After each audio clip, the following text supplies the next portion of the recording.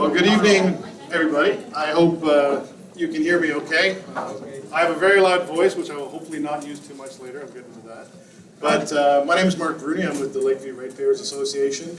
And on behalf of the Applewood Acres Homeowners Association, Lakeview Ratepayers, Orchard Heights Ratepayers Association, and the Shoreway Homeowners, I'd like to welcome everybody here in the room tonight, candidates and here in the room, and those who are watching on the live stream to tonight's debate.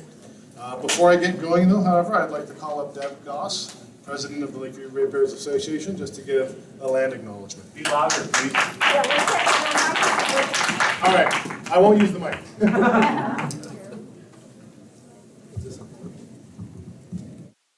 You hear me? Yes. Okay. I'm going to have to change my glasses, though. Hold on. Wrong ones. Terrible. Okay. We would like you to join us in acknowledging this land on which we tread as part of the treaty lands and territory of the Mississaugas of the Credit. This land acknowledgement is in recognition of the indigenous peoples who have inhabited and cared for this land before us for thousands of years. We would like to acknowledge the Anishinaabe, Huron-Wendat, Haudenosaunee, Ojibwe, Chippewa, Métis, and the Mississaugas of the Credit Nations. We would like to show honor for the sun, the sky, the water, the earth, and its core, which also deserve recognition and respect as necessary elements of our lives here. The great tree of peace is important for all of us to join together in unity. We are all connected, not only by its roots, but in many subtle ways. We would like to show our gratefulness for the opportunity to work, play, and live on this land by giving our greatest respect to its inhabitants. Chimigwich, thank you.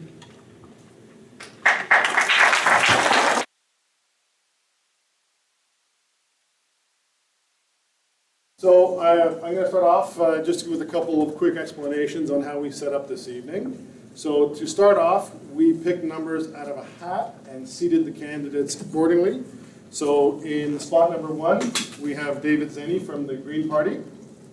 In spot number 2, we have Renata Sinarska from the New Blue. In spot number 3, we have Rudy Cusetto from the PC Party of Ontario. Number 4, we have Brian Crombie from the None of the Above Direct Democratic Party. Number 5, we have Elizabeth Mendez from the Ontario Liberal Party. And in the number 6 seat is George Susskind from the Ontario Party. The questions, we've received a lot of questions from the community in advance. Hopefully you had a chance to submit. There's also a table where we are taking questions. We have some pre-selected questions already that we will start with. Just letting people know that if you do put in a question, it may not get to it just based on time. But we're going to start off with question number 1 going to the first person, and then the question number 2 will go to the second candidate. Each candidate has each candidate will be allowed time to respond to each of the questions, and each candidate has 2, we call them wild cards. They're almost what we're going to call, interrupt and I want to respond to that question. So once they've used those 2 wild cards, they cannot interrupt from that moment on.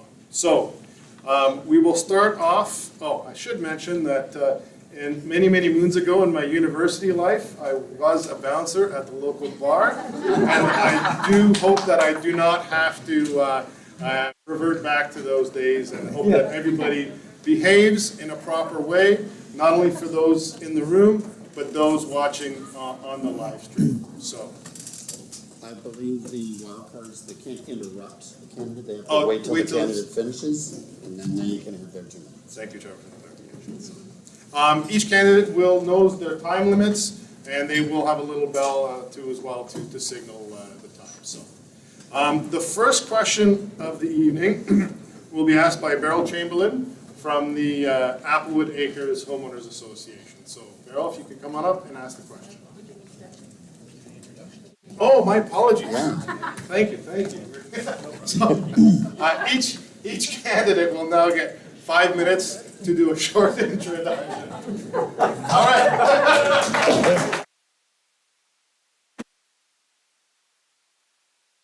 Thank you, Rudy.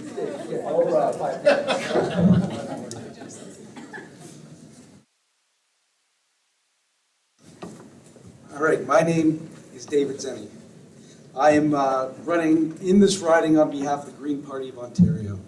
I both live in this riding and work in this riding. In fact, you can walk to my house as well as my place of work from here. I work right around the corner. Turn it up. I'm sorry.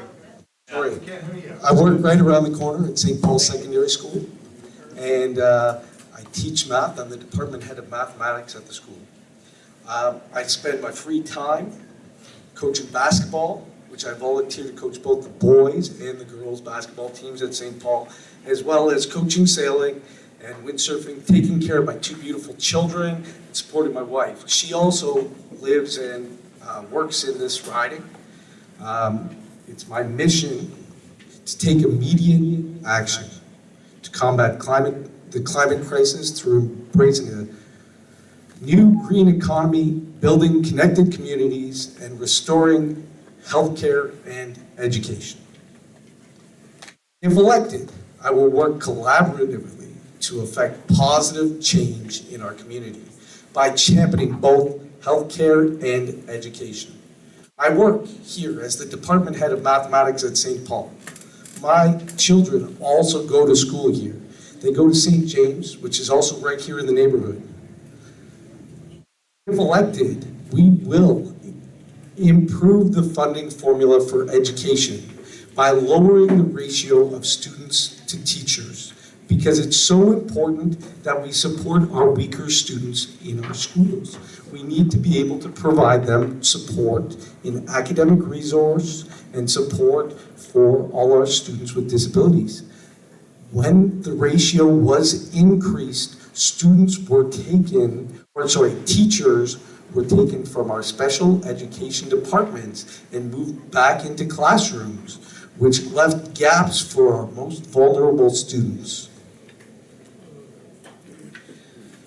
We need funding to support our post-secondary students as well. Our party is going to support 60,000 scholarships for students going into the trades, because we know that the burden of education should not lie on the young. We need to support our healthcare system. We need to support our healthcare workers, our doctors, our nurses, and our PSWs.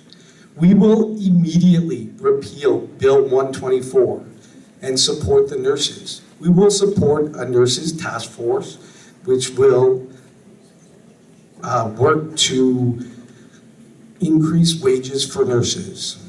We will allow them to unionize and collectively bargain a new agreement, and them $35 per hour until a new agreement is reached. We will also support increased wage for PSWs to $25 per hour so that we can hire and retain more PSWs to care for our elderly and our sick, which is so important. I will work collectively with our community on zoning and housing. We were lucky to be able to move into this community when we did. I have teachers now working for me who cannot afford a down payment on a house. They are professionals with debt after university education, but they cannot afford a condo in Mississauga. So we need to support our people in this community by zoning for medium density infill building of the missing middle. We need to do it along transit corridors, such as the Queensway and Dundas, up Hurontario, and up Cawthron. Our party will mandate inclusive zoning and 20% affordable housing in new developments. It is important that we increase density by building for the missing middle, for the protection of the environment. We know that we must also protect the most marginalized in our society. We will double ODSP in order to take care of the vulnerable and give deep tax cut subsidies of $20,000 for retrofits of houses. We must care for the people of our communities, all of the people. It is supporting the people That should be the ultimate goal of any government.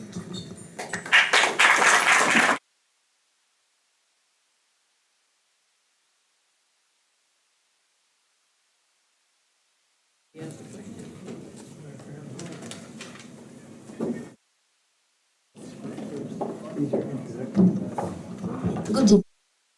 My name is Renata Cynarska. I am candidate for MPP position from New Blue Party of Ontario from riding Mississauga Lakeshore. I am electrical consulting engineer and electrical contractor with over 20 years of professional experience and intensive volunteer work.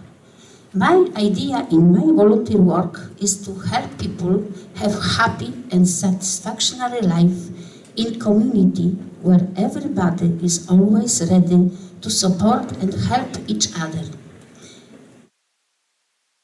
What I did was in community like Association of Warszawa, Częstochowa, Seniors Group. Also, Club of Fishermen was established to support each other in time of pandemic. Next, I help people with formal education in electrical engineering to upgrade their knowledge in English language and electrical engineering theory to get a local electrical contractor license.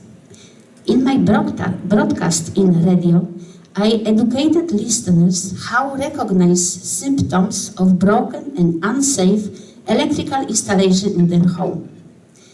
Regarding my riding area, I would like to focus on promoting access to affordable houses for people who are eligible for this support. I also have some idea to solve problem with shortage of skilled trades. Promoting more education programs for apprentices in construction area, we can create more families which can let more independent their own houses and apartments. Regarding program of my New Blue Party, we have several very basic program elements. First, we would like to fight to end all COVID-19 mandates. Next, ban on COVID vaccine passport. And next, renew political accountability. This problem with all financial decision what was taken during the last 4 years. Next, we would like to provide tax relief, but cutting from 13 to 10%. Next, we have a lot of to do in reform of our education. Because we would like introduce alternative schooling tax credits and stopping vogue activism with the removal of critical race theory and gender identity theory in schools. Next, restore dignity and transparency in our healthcare. We would like to rehiring all medical doctors, all nurses, because we need them a lot. Right now, we have a lot of shortage of this staff, and I think that not afford to stay them at home or doing something which is not proper for their quality. And this is for now. This is all what I like to say. Thank you.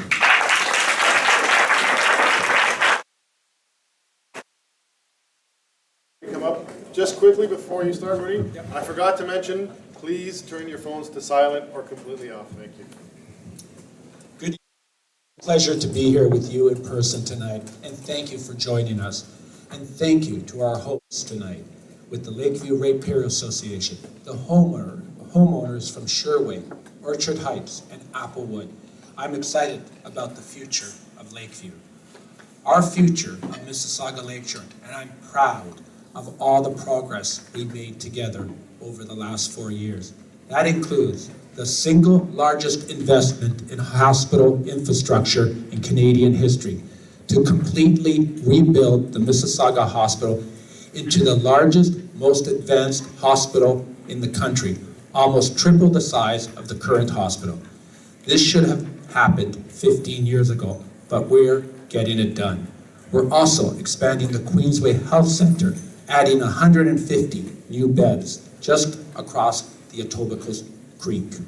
We're building 1,152 new modern long-term care beds in this community, more than any other riding in Ontario. We are investing $5 billion in the new Hazel McCallion line on Here, Ontario, and $56 million in a bus rapid transit corridor along Lakeshore. This project will be a game changer for Lakeview to support our growing population along Lakeshore. We're also investing hundreds of millions of dollars to improve the QEW, including the Dixie Interchange. And we're building new affordable housing in our community, including the Lakeshore Lofts, which are just opened in Lakeview. But we know there's more work to do. We have a plan to rebuild our economy, build highways and other key infrastructures, keeping costs down and putting more money in your pockets. Work for workers by getting more young people into the skilled trades. And we have a plan to stay open. As well, I've lived in this, my family has lived in this community over 72 years in Port Credit. If anyone knows where the Crooked Q is today, the door that goes into the Crooked Q was my grandfather's shoe repair in 1958 with the movie theater The Vogue. As well, the Brightwater development today was a refinery, and my father worked there in 1953. And I grew up down the street at 23 Mississauga Road south of the Lakeshore, which is still known as the Cozzetto residence under the Home Heritage Act. I've never left this community. I grew up in this community, and my family is being raised in this community. And I'm looking forward to sharing more details about this tonight. Thank you very much.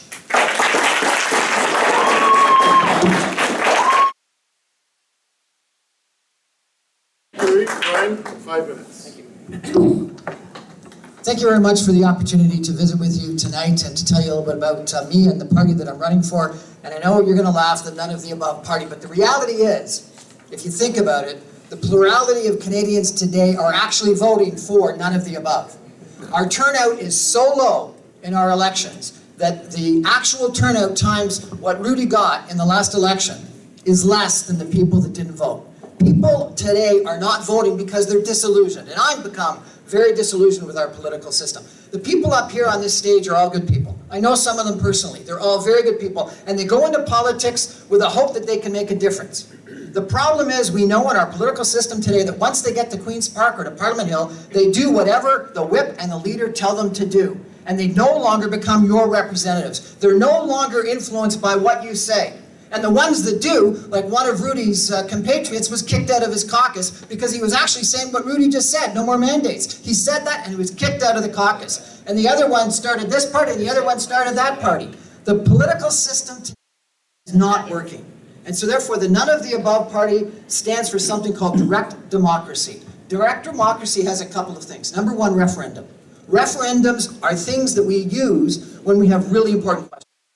If it's Quebec separation, we say it's time for a referendum. If we think it's time for an electoral change, we have a referendum. In a corporate world, which I've been involved in, if you have a major decision, you don't let the board of directors decide, you put it to the shareholder vote. And often, those have to be a 66% vote. Very important decisions should go to the people, should go to referendums. But for some reason in Canada, we don't trust you. We don't let you make those decisions. Elected representatives make those decisions, and frankly, they all make the decisions that the whip and the leader tell them to decide. They don't get to decide on their own. There's very, very free votes in Parliament. Referendum work in California. They work in the United States. In Switzerland, you get a booklet every year of a whole bunch of things that you vote on, and then you get the right to choose things that you want to vote on next year. The vast majority of referendums put forward by people, and there's lots of academic studies that have proven this, actually get passed. The vast majority of referendums that get put forward by special interest don't get passed. And if they get passed, they get overturned in a later referendum vote. Think about Proposition 13, that California vote that we all heard about as this big problem. It actually got turned over in the subsequent referendum vote. Second of all is recall. The vast majority of people in this, you people are fantastic because you're out actually listening to us talk. but the vast majority of people go into the election and they're going to vote based on a color, a brand, and a leader. They're not going to actually care whether it's Brian Crombie or Elizabeth or whoever's on the ballot. They're going to just vote for what they voted for and their parents voted for and the color that's on the sign on their door. They don't think that through in regards to who they want to vote for. But it's interesting, in a by-election, they do, because then you're actually deciding who the person is you want. Recall, which happens in the United States, happens in several countries in Europe, actually works. Signature on that they want to recall, the politicians smarten up. And if it's not recall, it's term limits. 2 weeks ago, I was in Dallas, sitting with a gentleman that was a very good city councilor, but he had to go for another job because he was past his 2-term limit. Term limits work. Term limits work for the President of the United States. Term limit work for a lot of different municipal positions in the United States. Why don't we have term limits in Canada? Because term limits, without the term limits, people just stay there forever. So referendum, recall, term limits, and I think the most important one is a proportional representation. The Liberal vote in the last federal election counted for 150%. A Liberal vote in Toronto counted for 150% of a Conservative vote in Alberta. Think that through. Is that really democracy? Is that really one person, one vote? And the reason why is because the Liberal vote was split and they won with 39%, and the Conservative vote was centralized in rural areas and in Alberta, and they typically won by 52, 55%. That's not democracy, people. I'm sorry, it's not. It is our first past the post system that Justin Trudeau, sorry, a Freudian slip there, Justin Trudeau said 1,500 times in the last election it was going to be the last election under the first past the post. And he lied, because he didn't. As soon as he got in power, he realized it was better for him to keep that system that was keeping him in power. So I apologize. I've been involved in politics for 50 years. My first political event was when I was 12 years old, working for my second cousin at the time, who ran for treasurer of the Liberal Party and leader of the Liberal Party. He ended up becoming treasurer of the Liberal Party. He was premier of Ontario in 1943. My father was in municipal council in Markham, and I've got another relation, or former relation, that's somewhat involved in politics. And I tell you, that whole involvement has taught today. It's not, and we've got to change it. Direct democracy is the way to do it. Please consider voting for me. Yeah.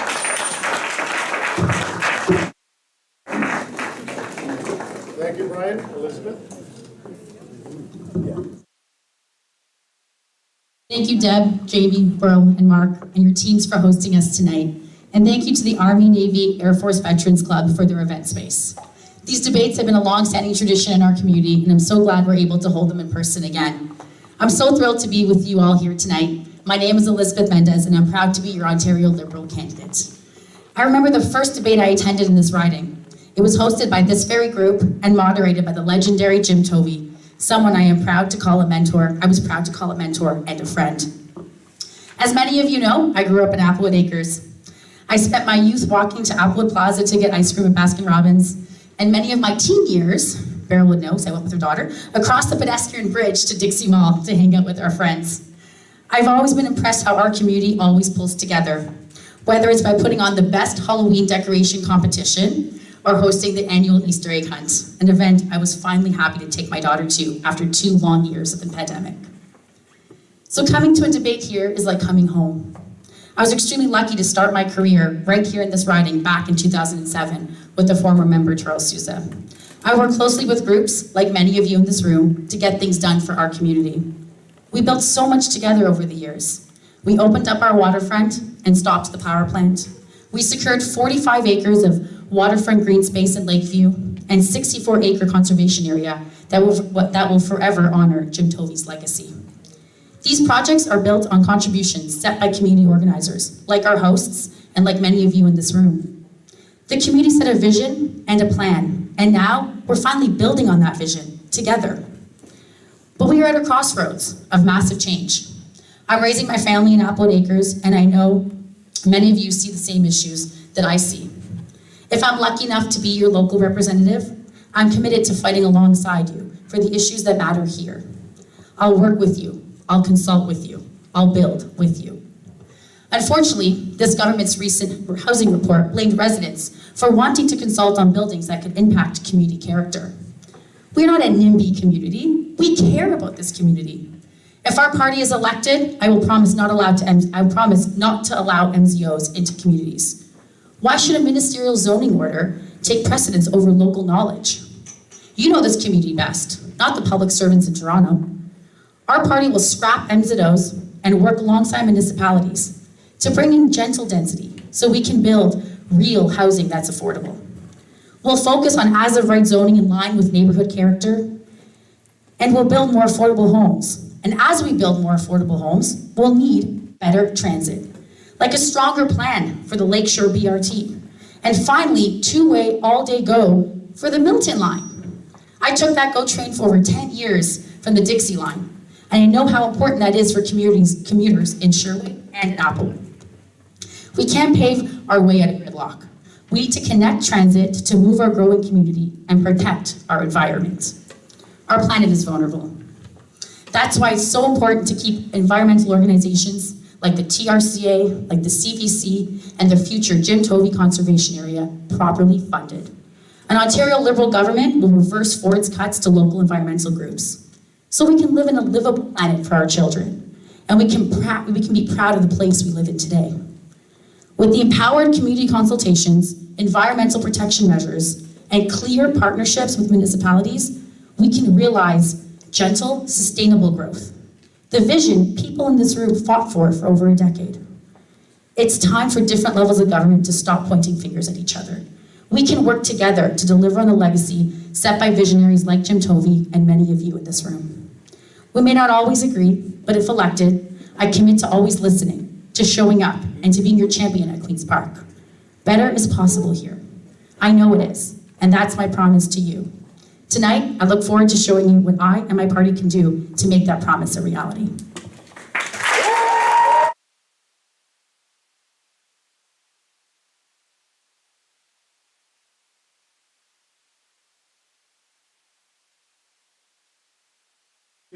Be careful going around there or come around.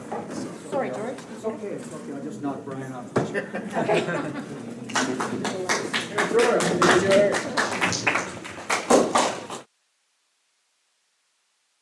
Ladies and gentlemen, how's everybody tonight? This is great. Love to see everybody here. It's a full house, and obviously the elections mean something to you or you wouldn't be here. So, good evening. My name is George Suscon, and I'm here on behalf of the Ontario Party, running for the Mississauga Lakeshore for the MPP position. A little bit about myself. I have worked in the private sector for the past 30 years, held such positions as Associate Vice President, National Director. I've worked in the industrial, commercial, business sectors for projects, construction, project management, respectfully.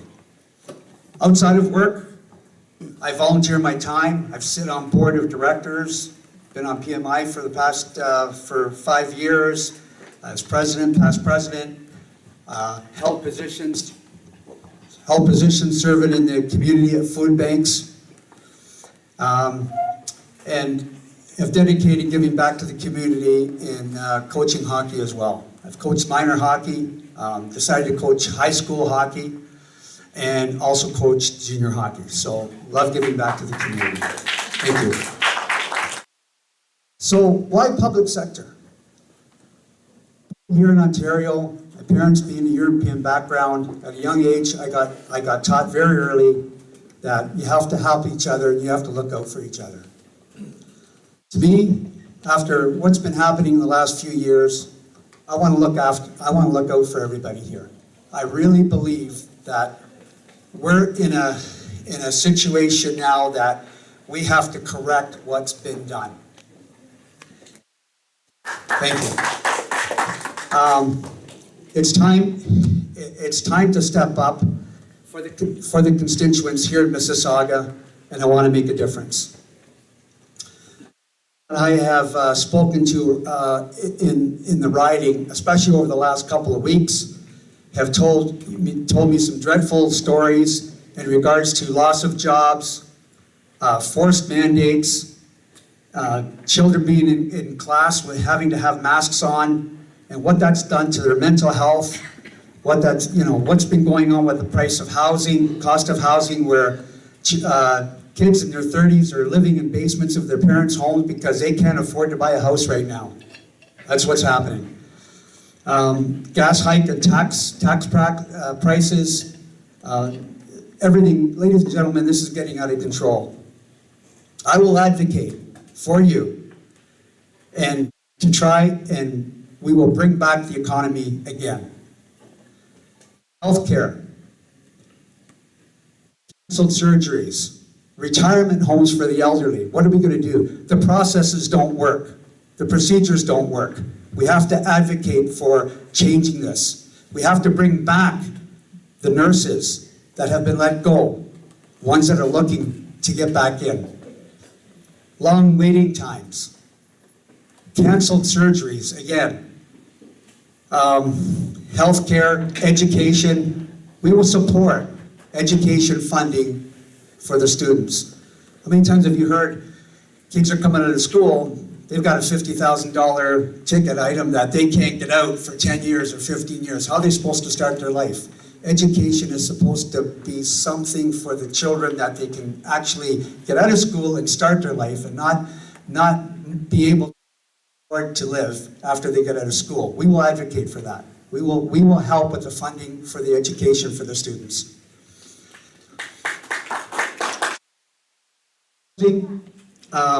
MZO, ministerial zoning. I talked to a developer on Sunday of the long weekend while I was out canvassing. And he said to me, he said, George, you know what? He said, I'm a developer. He said, I've put the building permit in 4 years ago. I said, you're kidding. And I said, and what happened? He said, we're still waiting. So you have these developers out there. He said, I'm wanting to build at QEW Mississauga Road. He said, QEW in here, Ontario. He said, I can't do that. He said, because I don't have the approval to be able to put anything up there. He says, we need to change what the waiting times are, what the process is with the city, with the governments, municipalities, and Ontario government. I completely agree. That's way too long to have to wait for a building permit. But having said that, I want to thank you for allowing me to be here this evening, and I look forward to speaking to you again soon.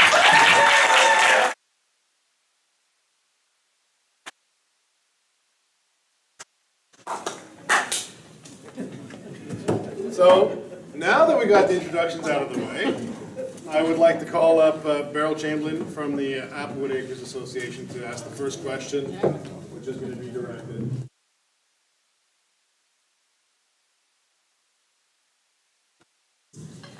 Okay, because approved development will bring over 75,000 new residences to this area without any corresponding plans or budgets to increase the volume on our roads and transit, what will you do for those who will sit in snarled traffic each day or for those who use transit in spite of infrequent service and uncoordinated connections, while your government plans to spend many billions to create a highway 30 kilometers away for unplanned developments through ecologically sensitive lands? The question is, will you stand up and object to Highway 413 to help redirect the funds to the areas that need better roads and transit now?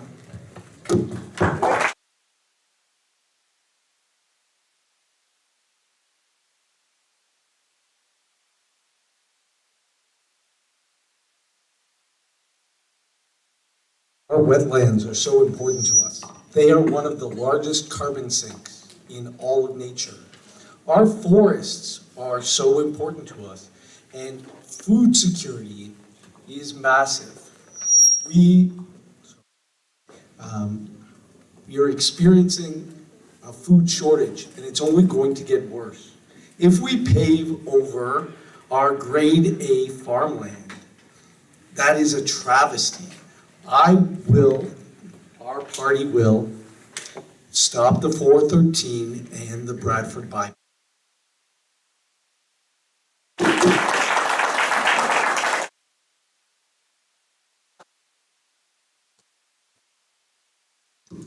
Regarding my party, we are agreed that we protect our environment, protect our children, our families, And also any decision related to our environment, industry, infrastructure has to be done in common communication, common discussion with all society.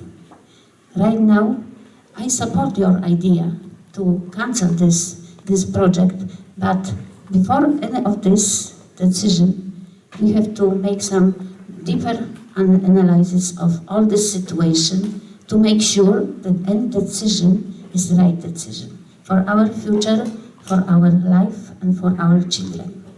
Thank you.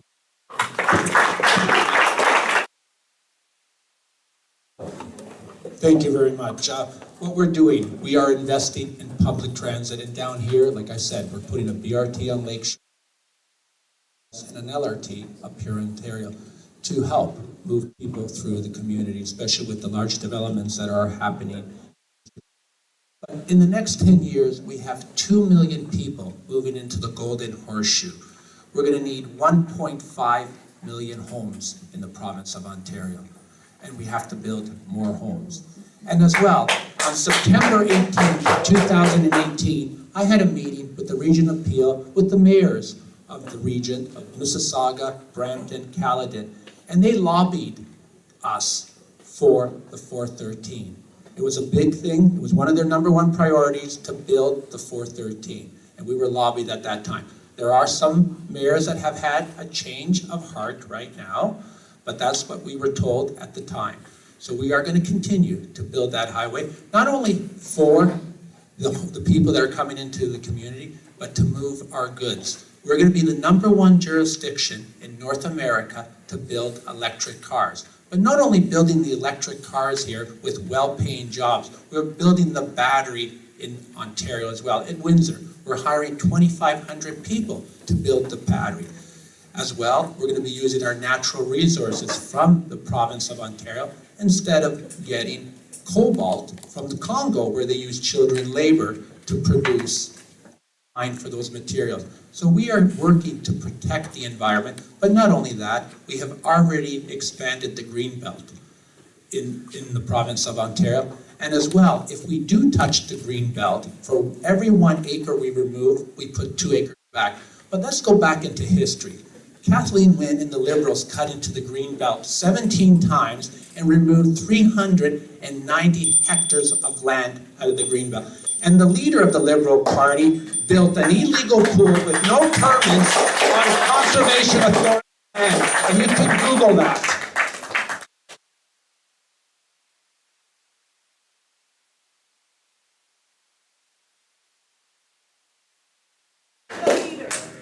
I think this is probably the biggest mistake of the current Conservative Party.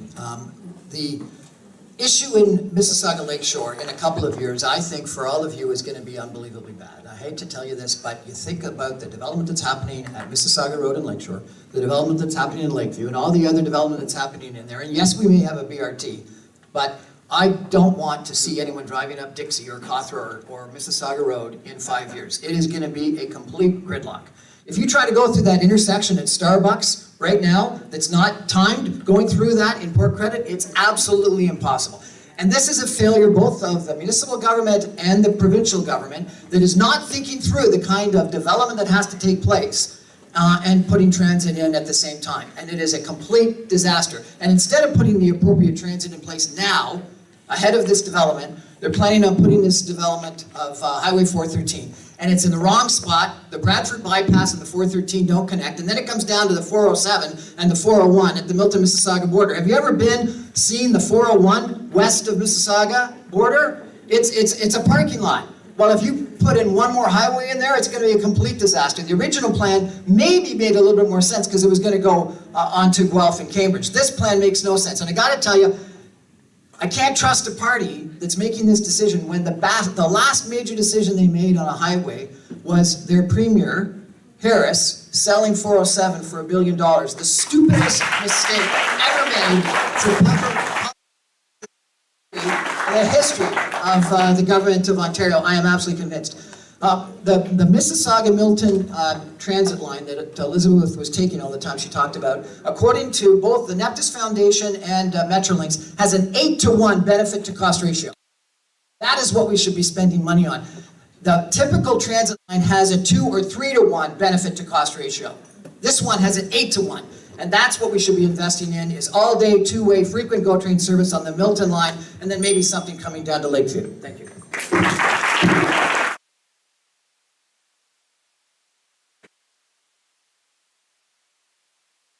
you very much for the question. It's something I get a lot actually at the doors every day.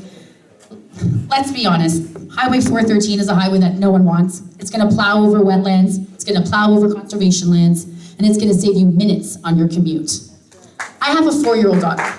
By the time my daughter is in university, if that highway is actually gone through, that's when it's gonna be built. How is it gonna save us time on our commute? How is that actually gonna get us out of gridlock? What's gonna get us out of gridlock is by taking transit, by investing in transit. We have the federal government funds to fund the two-way all-day GO Milton GO line. One that can get you to and from Milton. It stops at Dixie. Many of the people in this riding take that line. I took it for 10 years. And after I had my daughter, I had to start taking the Port Credit GO because it was unreliable. I couldn't get back in time to pick her up from childcare. If we invest in that line, we get cars off the road. And let's talk about the Lakeshore BRT. I think our community is going to have a really serious conversation about how we're going to get around after all this development is made. Why doesn't the Lakeshore BRT connect at Long Branch? We should be having those conversations now with the city and ahead of knowing that there's development coming. How are we going to get up Cawthra? How are we going to get up Dixie? These are the conversations we need to have, not building a highway that no one wants.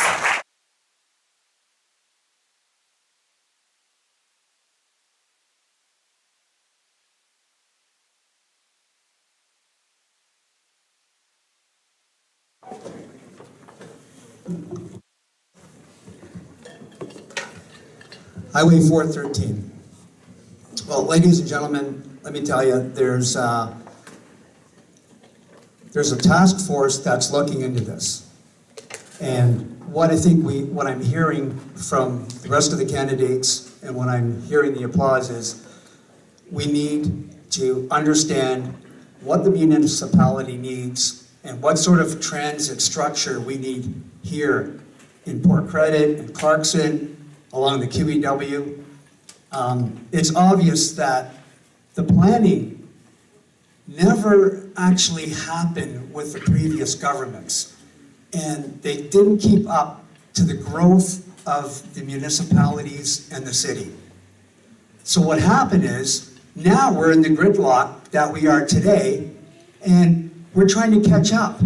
We're trying to catch up.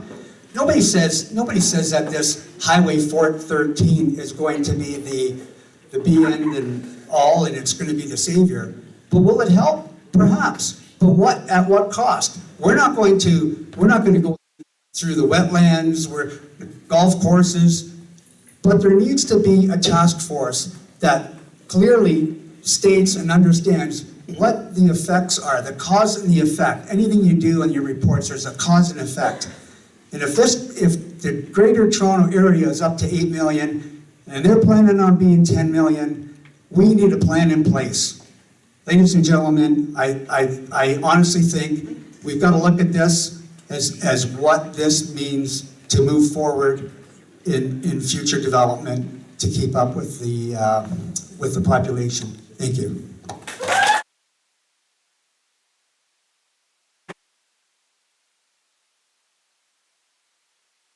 So before we move to the second question, I'll just ask the candidates if any of them want to use their wild card. All right. Question number 2, I'm going to ask Deb Goss to come up, President of Lakeview Ratepayers.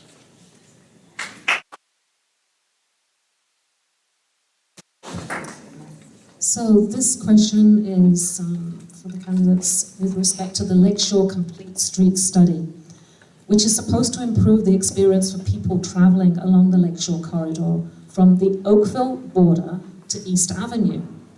And guess what happens at East Avenue? At East Avenue, it becomes a BRT. So the bus will move into a BRT for 3 stops, and then it will come back out again. We're going to spend $55 million on that. It appears a little bit of a waste of taxpayer money to have 2 parts to the infrastructure. And what we're asking is that maybe there should be, right now, a more frequent service along the corridor, And wouldn't it make sense for it both economically and as a unified system? So what I'd like to ask is, what is your opinion on saving the huge cash outlay and improving the bus system now with increased service and a continuous service that runs right from the Oakville border to Long Branch?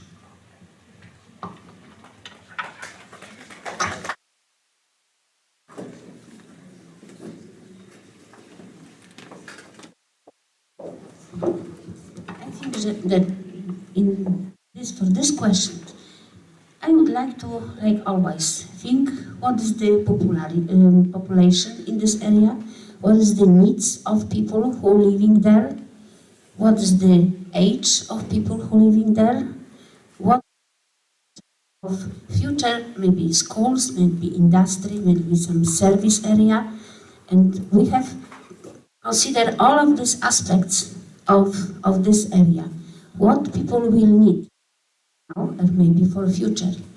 Like I thought, any decision has to be done based on very detailed information.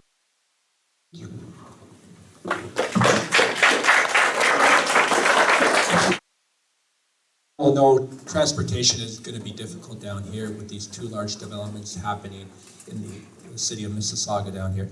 And we are working closely with the city, with the councillors and their development team, how we can move traffic much quicker down here with BRTs and other transit mechanisms to move, as well as a GO train that will come every 15 minutes ways. And that's what we've been doing with the city and the province of Ontario through the Ministry of Transportation. And we're going to continue working together to make it more easy for people to move. But we have to understand that we do have 2 million people moving 10 years, and we need to build around our public transit system. And it will be an issue, but we are going to work together to build better transit for the province of Ontario. Thank you.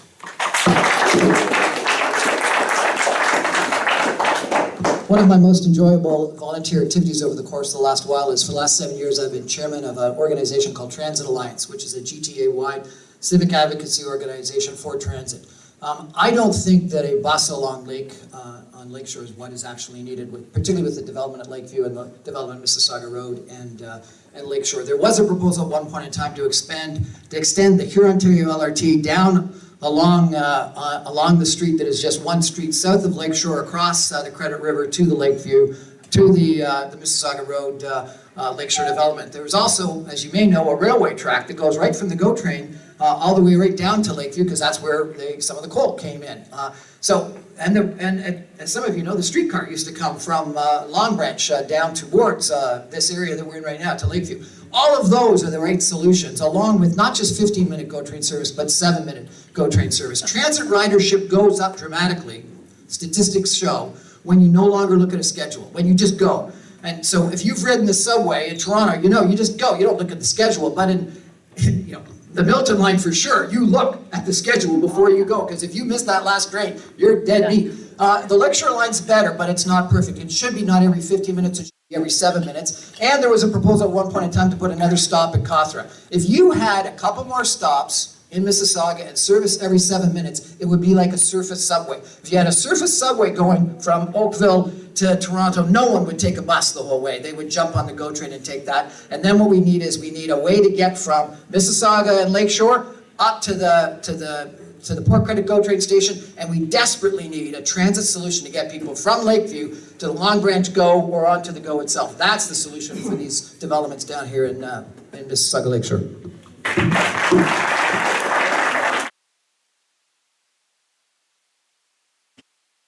Thanks for the question, Deb. And Brian, you're right. When we were doing the Lakeview Visionary Study, there was a lot of conversation about having that GO train right after on Cawthra, just to stop after Cawthra. And I know that Jim Tovey and John Dennehy's vision included big sidewalks, big walkable sidewalks. And that's one of the things I worry about as they're building the BRT. And if I'm lucky enough to be elected, one of the first things I'm going to do is have a conversation with the city of Mississauga to ensure that as we're building this, we're understanding that we're not jeopardizing our walkable communities in Lakeview, because that's what the vision entailed. That's why it was going to be such a place people wanted to go down, because you can walk there safely. I think we also need to have a conversation about how to get people back onto transit. I think the pandemic has scared a lot of people to get back into transit, and now we need to make investments in subsidized transit. I'm happy that our plan involves $1 a transit fare for 2 years until 2024, so that we can get people back onto transit so they're not afraid and they can save money, so they're not having to use their cars. But with that, we have to work with the city of Mississauga to ensure that we have more reliable Mississauga transit. If you talk to anyone who grew up in Toronto, it was normal for them to take the TTC, the subway. Talk to people here in Mississauga, not many of them have taken the Mississauga transit.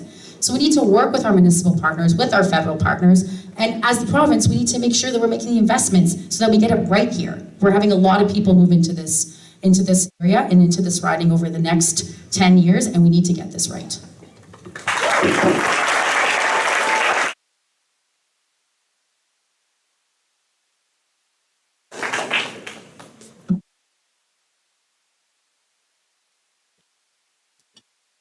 Ladies and gentlemen, the demographics in what's going on here in Mississauga has to still be looked at and developed. It's nice to come up here and make all the promises you want, but let's be realistic here. We need the buses to run, we need the trains to keep going, we need a lot of help in this area. Mississauga Road, QEW, anybody drove by there lately? Well, guess what? That's a 5-year plan happening. It's going to take another 5 years to get that completed. Why? Because there was no planning at all with the previous governments in place. So we can sit here and talk about buses and trains and, working with the city. That all needs to happen, but it needs to happen now. We need to get ahead of the game. We already know what they are, and if elected, I will certainly sit down with every individual and make it happen. We will get there. I promise you that. Thank you.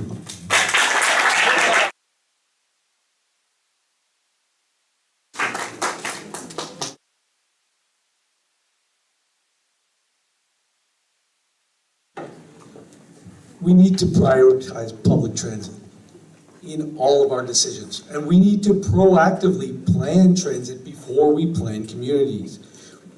Our party will immediately cut transit fares in half for all Ontarians, including the GO and municipal fares. We're going to restore a 50% cost sharing between the province and municipalities, which will increase access to transit. We need to expand all-day two-way GO service to leave every 15 minutes, and 30 minutes on off-peak hours, and even on the weekend. And I know it's not as much as is recommended, but we have a limited budget for this, and we need to subsidize it through government spending. We also need to implement Vision Zero to prioritize road safety for pedestrians and cyclists. I can tell you, I ride my bicycle to school every day in the good seasons, and I am terrified riding down Cawthra and riding down Lakeshore. It is a terrifying experience, which means it takes me twice as long to ride to work because there's no better way of getting there. Our government will fund municipalities to build protected bike lanes for cyclists while preserving safety and curb access for seniors and peoples with disabilities.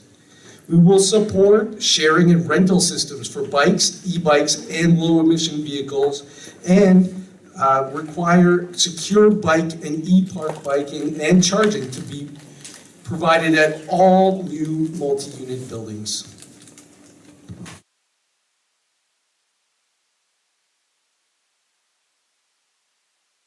Our first wild card. I think the political parties, the main political parties are trying to buy your votes with gimmicks. And this $1 a fare transit is a gimmick. And the no sticker fees and the no toll fees are a gimmick. And the worst gimmick that you've been presented with right now is to do away with public long-term care. The long-term care problem has been a problem with bad ventilation, bad regulation, bad standards, not for-profit versus not-for-profit. So gimmicks aren't what we should be doing. There is lots of studies that show that fares aren't the problem in Toronto. What is the problem is service, and I can prove it. Like, you were taking the Milton line, I was taking the Lakeshore line, and if I got on the Express, I could stand up the whole way to Union Station. If I waited a few minutes and took the local, I could sit down. Speed is what people want. They'll pay the same fare and they'll take the speed. It's speed and it's frequency that people want in transit. It's not $1 kind of fares. That said, in London, if you go to London, what happens at 10:30? Fares go down by 50%. So seniors and students and people like that that are willing to change off peak, that you can give a to, and that makes a ton of sense, because if we end up having a whole bunch of extra people, and by the way, ridership is back to 80% of what it was before, so people are back taking transit today. So getting a whole bunch more people to take between 7 and 8:30 is not the right thing. It's a mistake, because it'll end up discouraging a whole bunch of people that'll end up taking cars because it's too crowded and they can't get on. So that's a gimmick that doesn't make sense. But reducing the fares at 10:30 to half price, a whole bunch of people that could then use it makes sense, and it works in London. Differential pricing we use in airplanes, differential pricing we use in hotels, we use differential pricing for movies. Why can't we do it for transit? So don't give in to the gimmicks. Let's have governments that actually come forward with some policies that really make sense, please.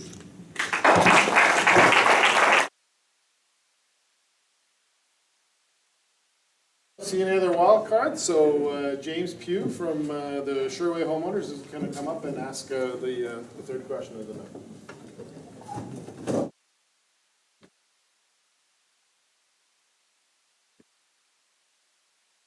Thank you. This question deals with the environment and air quality. Most of it pertains to the Sherway neighborhood. Despite community outcry and constant reporting of air odor issues in the Sherway community, the current government over the past 4 years has made little progress on addressing this particular issue. If elected, what would you do to address air quality issues, smells, work with local industry, work with Ministry of the Environment, and add monitoring stations to the areas most burdened with air quality issues?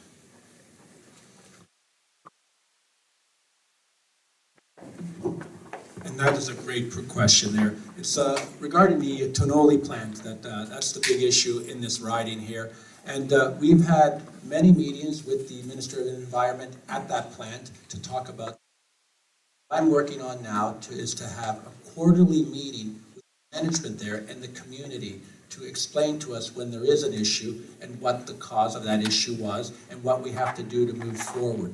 We do that already in Clarkson with the community over the old Petro-Canada plant. We have quarterly meetings, and I attend every quarterly meeting with them to explain to us what the issues are and what they're doing to improve the issues moving forward. So that is what we're working on right now with the Tonoli plant here in Mississauga to prevent those issues to continue in our riding. Thank you.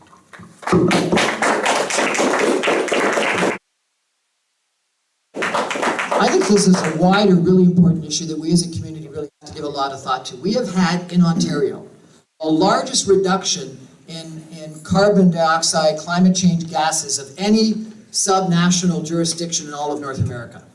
And it's not something that we brag about. It's something that we sort of don't recognize, but it is, and it's massive. And why is it? It's because we've closed down all the coal generating plants. But the thing we don't admit to ourselves, and particularly the Green Party, and I'm an environmentalist for sure, but the thing that the Green Party doesn't admit is the solution has been nuclear power. Nuclear power in Ontario has been that base load that has allowed us to close coal and improve. And you know, smog days, when I was a teenager, when I was a young adult, smog days were a huge issue. Air quality is concerned in Toronto. We haven't had smog days in the last 5 years in Ontario. We haven't had smog days, and that's because we've closed coal. However, we are refurbishing one nuclear plant, another nuclear plant refurbish, and the only solution right now is to replace that nuclear power. The incremental that's wind and solar and other things. The only solution they have is natural gas, which isn't as bad as coal, but is bad. So if you're worried about air quality, the biggest concern you've got, I have to admit it, is the fact that we're not going to replace one nuclear power plant. and what we're going to do to actually replace that power. And the Green Party, who have got a whole bunch of positive policies, have one problem, which is that they're not supportive of nuclear power. And nuclear waste is an issue, there's no question about it, and we all should be mindful of it. That said, if we don't replace it, we're going to have smog days again, because we haven't planned for what we're going to do to replace that nuclear power plant. And we should, and we need to. Thank you.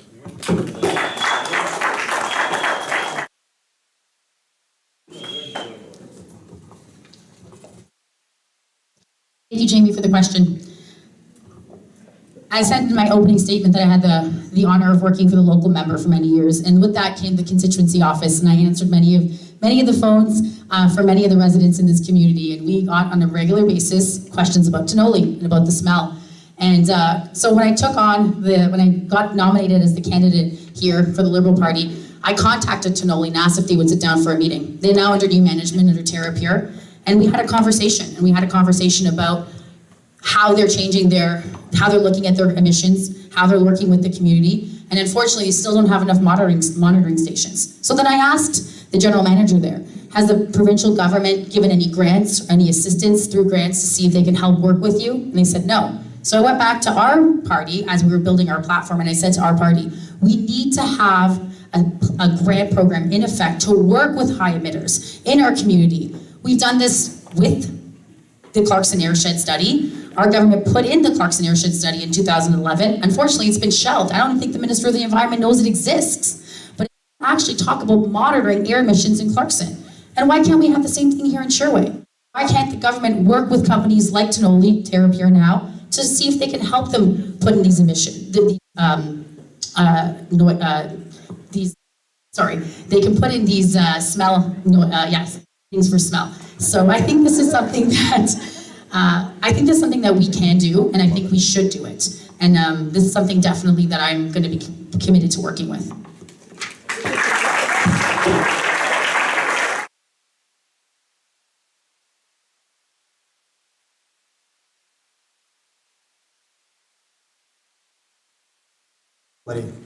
Air quality is certainly an issue in the environment. If elected. If elected, our party will work to clean the air, the soil, and the water. Right now, there's a lot of sewage that is going into the lakes. There's sewage going into the rivers, and nothing's being done about it. Nobody's looked at that. We need to look at what the effects are to the environment, not only for the smells, but the water that you drink.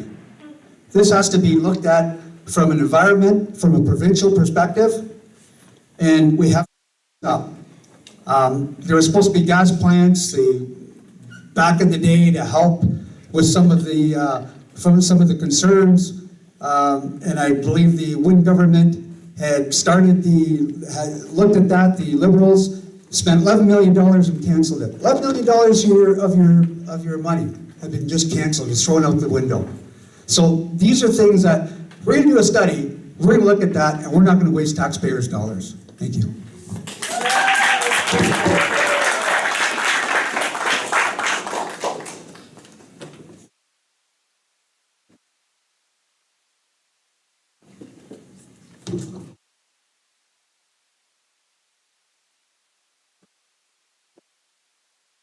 I agree. We need nuclear power. Our baseline power in this country, in this province, needs to come from nuclear as well. But we also need to make companies accountable. We need to build circular economies so polluting companies become responsible for their waste. We need to restore the office of the Environmental Commissioner, which the Conservative Party got rid of. We need to establish and enforce an industry sector standards for air and water pollution. There should be standards that are set that must be followed. We need to restore a robust environmental assessment process and reverse changes that have allowed assessments to be streamlined. Ensure that assessments consider climate impacts and climate-friendly alternatives, and restore automatic environmental assessment of public sector projects, plans, policies, including, but not limited to, timber and management on Crown lands. We need to ensure that our water is protected and that people are not polluting the water. So we are proposing a blue belt where we will protect all the watersheds that are watersheds for Lake Huron, Georgian Bay, Lake Ontario, and Lake Erie. Water is our most valuable resource and we must protect it.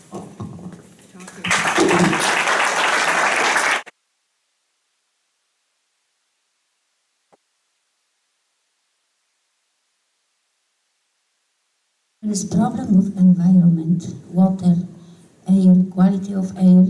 More affected are people who living there. They have children on these families. This is the worst what can happen for people.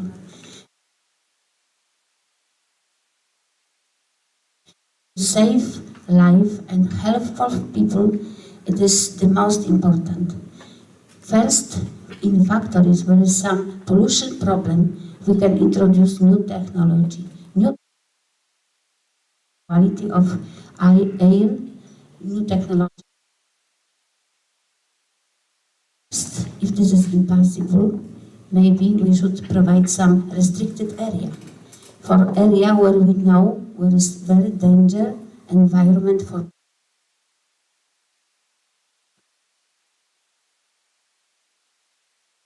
not never cover cost of people health and people.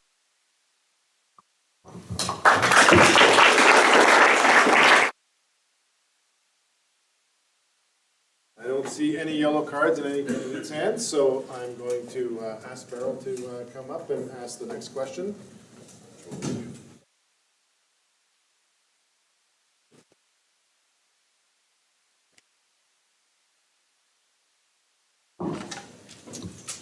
This question is for about MZOs, Minister's Zoning Orders. MZOs override local planning authority to approve development without engaging the usual analysis or public participation. In the past 2 years, the Ontario Progressive Conservative Government has issued 44 MZOs. Previously, 1 per year was issued. Recently, an MZO was issued in Richmond Hill, which approved 67 high-rise towers as tall as 80 stories, adjacent to a residential community. The question is, MZOs deny residents of municipal government a say in their community. Will you safeguard the neighborhoods of Mississauga Lakeshore and ensure that no MZOs are issued in our communities?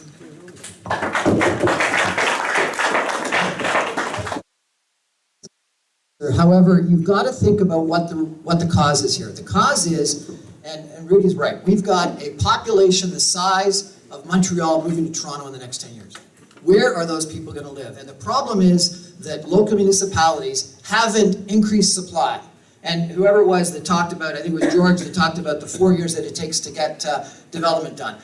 It takes way too long to get developments approved, and the municipalities don't have zoning or official plans that's anywhere consistent with the places to go legislation that either the Liberal government put in place before or the planning for the density that the Conservative government has now. So local councillors aren't doing their job, and so what ends up happening? They go to the Ontario Land Tribunal. Do you know what happens at the Ontario Land Tribunal? 97% of the cases, developers win and the cities lose. And what happens is the cities say, my residents are upset, so I'm going to turn this down, and they spend hundreds of thousands of dollars taking it to the OLT, and then at the OLT, the developers still win. The problem is it takes another 2 years and another $500,000 in fees, which means that you get less stuff built. And so the solution that the current provincial government has, and I got to talk about this affordability task force that was mentioned earlier, came up with 55 recommendations. A lot of them were really good. Do you know how many the provincial government implemented? 5. 5 of 55 they instituted. And this was a task force of environmentalists, of councillors, of industry people, of developers. 55 great recommendations, only 5 losing some votes in the upcoming election. So the problem isn't MZOs.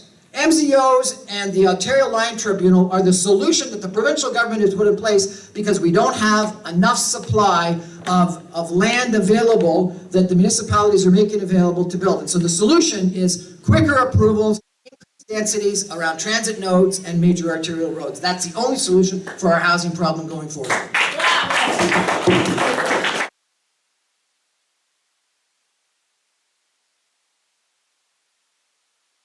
Thanks for the question, Beryl. I was pretty clear in my opening statement what our party will do with MZOs. And it's unfortunate that over the last 4 years, this government's actually used 60 MZOs.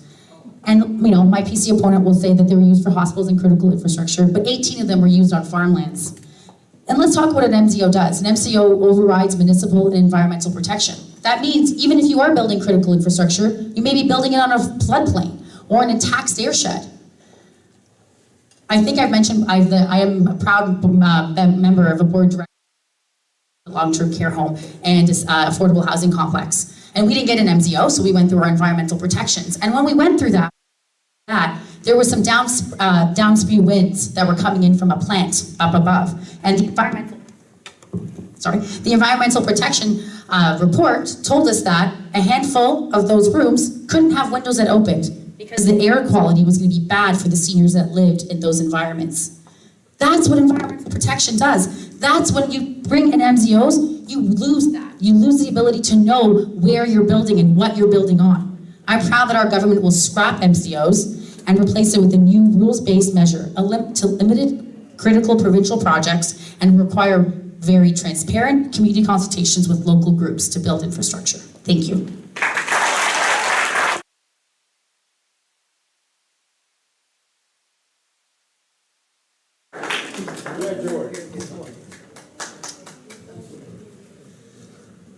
A lot of good points by my fellow candidates here on MZOs. But one thing I just wanted to bring up again, what I always look at, my background, processes, procedures, project management, there's always a cause and an effect. MZOs, for example, we look at ministerial zoning. What does that look like? Why do they put that in place? And what is the effect when they do that? I totally agree about farmlands, floodplains. You know, there's got to be new rules and transparency. But let me give you an example. In Elliott Lake, when the roof of the mall fell down, and the municipality said, we need to pass an MZO here because we have to put a grocery store up. We cannot have people in Elliott Lake without anything to eat. So that passed, and rightfully so.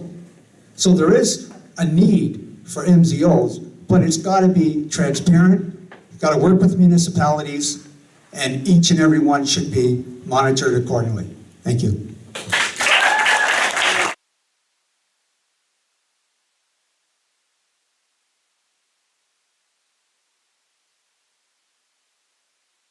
So we're in the middle of a housing crisis, and I talked about it already, where housing prices are out of reach. Our government wants to update the Provincial Planning Act, and we want to pre-zone to allow triplexes and fourplexes as of right within existing urban boundaries. That means people can subdivide their houses without getting a permit for it. This is so important for increasing the availability of housing for people. We need to update the planning laws to pre-zone for the missing middle. We need to build buildings which are up to 4 stories high. No more than 4 stories high. We need to build them along transit corridors. We need to build mid-rise housing that will which will reach minimum densities along transit corridors as part of a growth plan within the community. We need to work collaboratively with the municipalities and the province and encourage municipalities to meaningfully plan for the future. We need to freeze urban boundaries so that we are not building outside of the cities, and then infill build for the missing middle. Thank you very much.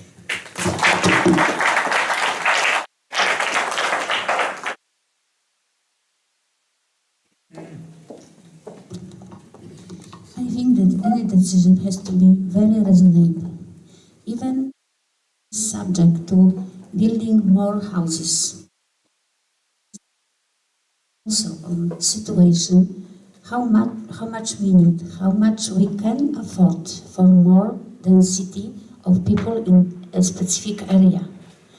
This can affect everything, our safety on the road, accessibility or all people to some services. And my idea is to find solution which can work for every group of our society.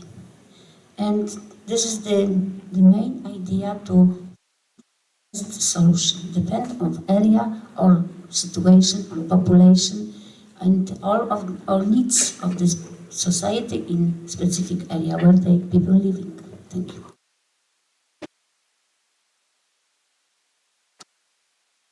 Yes, MZOs. We have used them a lot in the province of since we've been elected, but we've used them for hospitals, long-term care, infrastructure, transit, and that's what we've been using for. The previous government used MZOs to build golf courses.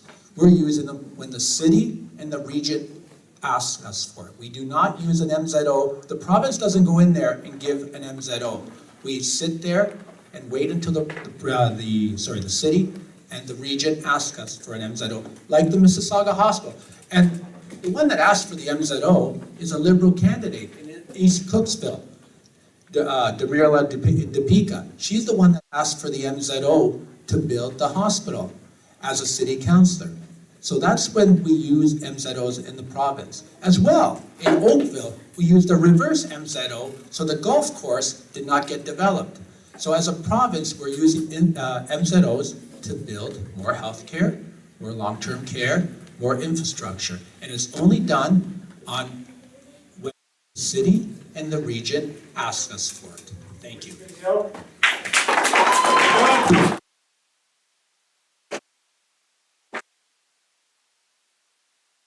Yellow card.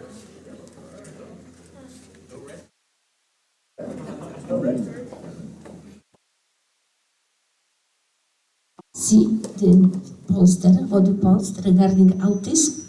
Yes. In the room, found out the autism wait list. Yes. Our party, New Blue Party of Ontario, he is high specialist in autism. He has very big achievement in treatment, in helping people with this problem. Even he had some TV program, how to help those people with these problems. I think that available right now in the world, which can be applied also in Canada. Thinking about health, I always promote to check whatever is possible in the world, in technology, in devices for therapy, for treatment, for diagnostic, also method of treatment, very serious problems like autism or something else. We need some more consultation, and this knowledge should be more available for, of course, consultation with specialists.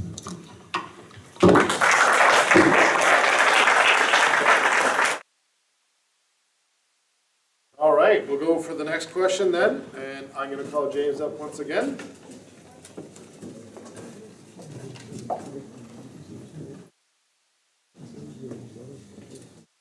All right, do I need the mic? No? Perfect. So this question deals with developers and the land tribunal. So developers in our riding are currently exploiting the land tribunal as a way of avoiding city rules and community concerns.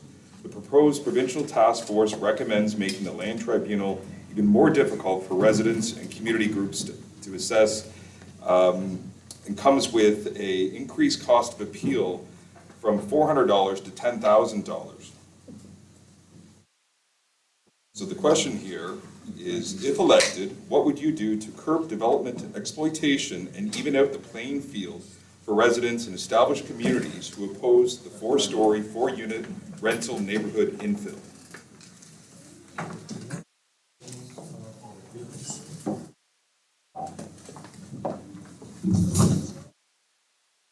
Thank you very much for the question. I've spent many weeks and months talking about this very issue with many of the ratepayers presidents and ratepayer communities around our ridings. It's not just a Lakeview specific or Sherway area issue.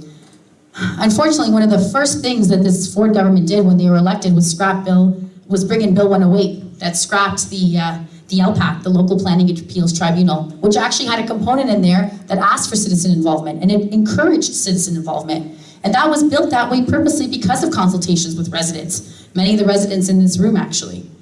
And so now communities are faced being called NIMBYs. The latest housing report that this government special task force put together spent more time talking about NIMBYs in the report than real solutions. We need governments to work together. We need resident input. We need to work with municipalities. I had many conversations on the story plan, and after talking to many people in this community, including John Dennehy, we talked about what would make sense. And so our as-of-right zoning plan talks about no more than 2 stories with 3 units. That actually talks about gentle density. That means we're building more homes for people that need it, but we're not affecting community character. That's a plan that I think communities can buy into.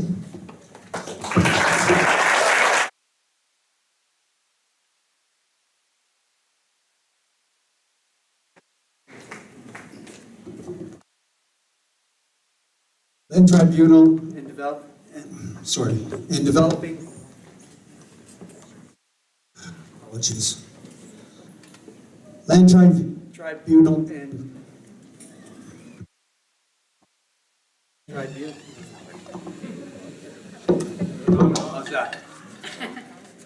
Developing land tribunal, our position is that we would work with the municipalities depending on the areas and what that actually looks like. What areas are going to be affected, how it's going to affect the area, how it's going to affect the people, what the zoning. I've worked with municipalities in the past, worked with permits, worked with zoning, and had tremendous success as to what the outcomes are. So we need to make sure you have a commitment from our party that we will work logistically with all municipalities and include the other ridings when we're having this discussion. Thank you.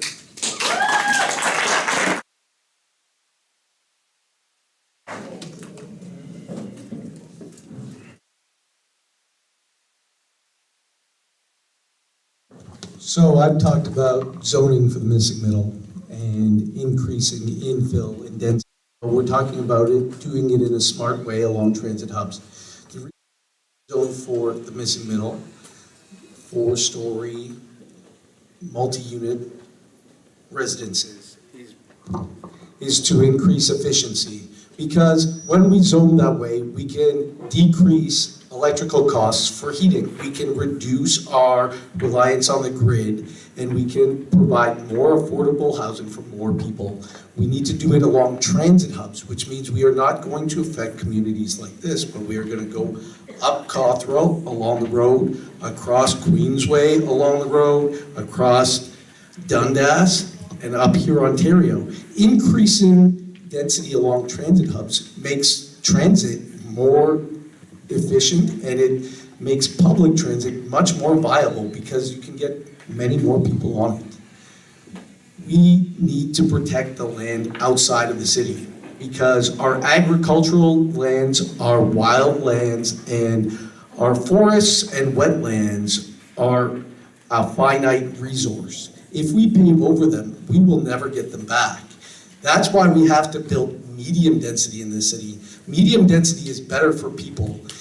When we zone for housing where we have affordable housing, rental housing, and owned housing in the same place, we ensure that we bring those people who are in affordable housing, we give them good opportunities to interact with positive mentors and good people.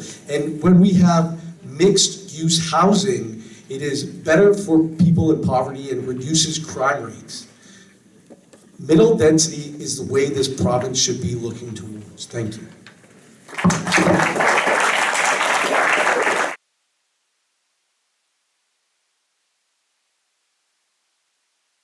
I think that first question should be density of people in this area and also health condition of people in specific area. If we have some more problems with mental health, autism, whatever, what is the reason? Why we have so many people with this problem? Why this situation we need more affordable housing for them?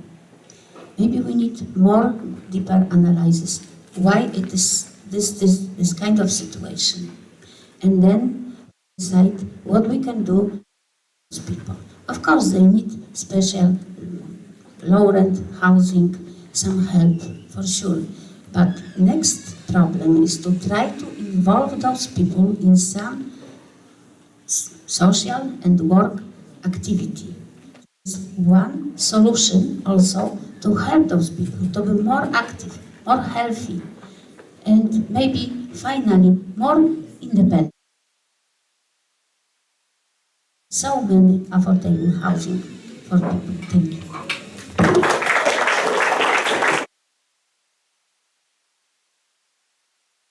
Our new bill, Bill 109, the More Homes for Everyone Act. We looked at all those recommendations that were offered to us, and there were a lot of recommendations to build 4 stories in residential areas, but we did not take those recommendations because we knew the community would not like that. But we know that we do of Ontario. Like I mentioned earlier on, we have 2 million people coming in. We need 1.5 million homes. We are building homes at a rate than before, which is great, but we have to continue building homes. But we have to look after the communities as well. And last Bill 109, the big city mayors all agreed with the bill because we gave them more power.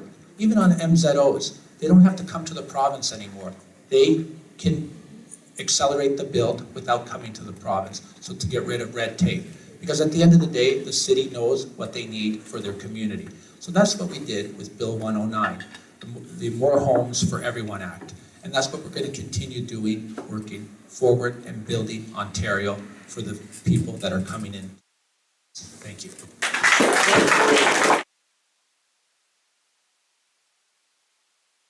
Housing affordability is the most important issue facing Ontario today. If you take a look at the Canadian statistics versus the American statistics, we are at the same levels of housing prices to incomes that the United States was in 2007, right before the housing crash in the United States. If you take a look at where we are today, U.S. disposable income versus housing price is 50% below. In Canada, it's 300% below. If you look at this week's Economist, its front page is on the coming housing crisis. And if you take a look at their article, they say Canada is one of those countries that is most ripe for it. And guess what? 2 cities in Canada are most ripe in the most ripe country. It's Toronto and Vancouver. And the problem is it's not just low interest rates. Clearly low interest rates from the central bank have impacted this. But the most important reason is because we haven't had the supply of housing, and the lack of supply of housing is both municipal government issue and provincial government issue. The Liberal government, for Kathleen Wynne, put in place a places to go legislation that had a sign of what the density was going to be in every municipality. Not one municipality actually passed official plans and zoning to equalize that places to grow legislation. In survey after survey, and David, I think you said one of the best things today, this missing middle is the issue.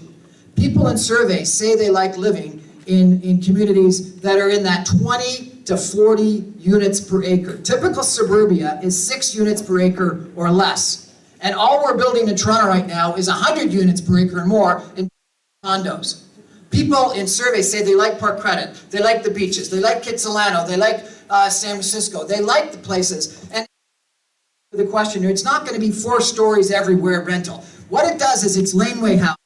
It's the granny suite, it's the in-law suite. It's the type of housing that people want because that's what was built. And if you take a look at housing price increases in Port Credit, in the beaches, in Bloor West Village, close to transit, there's been the greatest appreciation. That's what people want, and we should be able to have them build it as of right, so they don't have to go through the municipal hassles.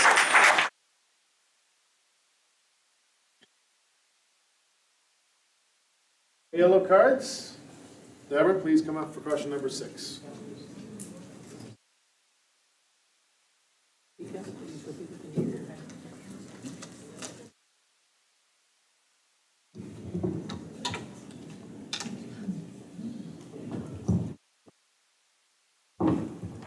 So, I can't hear you.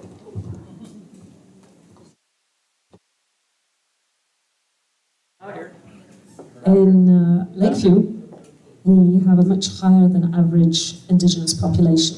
And we have this question from our Indigenous residents of Lakeview. The money to build Highway 413 will require $10.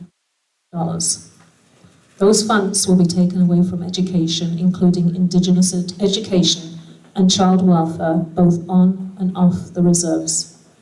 Indigenous peoples experience a disproportionate burden of ill health associated with the socio-economic context of their lives. Currently, Indigenous children do not have any early education or access to formal childcare arrangements. Investing in quality early education and care for Indigenous children will be one positive step in building a positive cultural identity in their young children. So there's two parts of this. How will you help take the step to early education for Indigenous children that is equitable with non-Indigenous children? And the second part is, what can you do to improve relationships with our Indigenous people, and what do you have in your program that will benefit Indigenous people and encourage them to vote for you?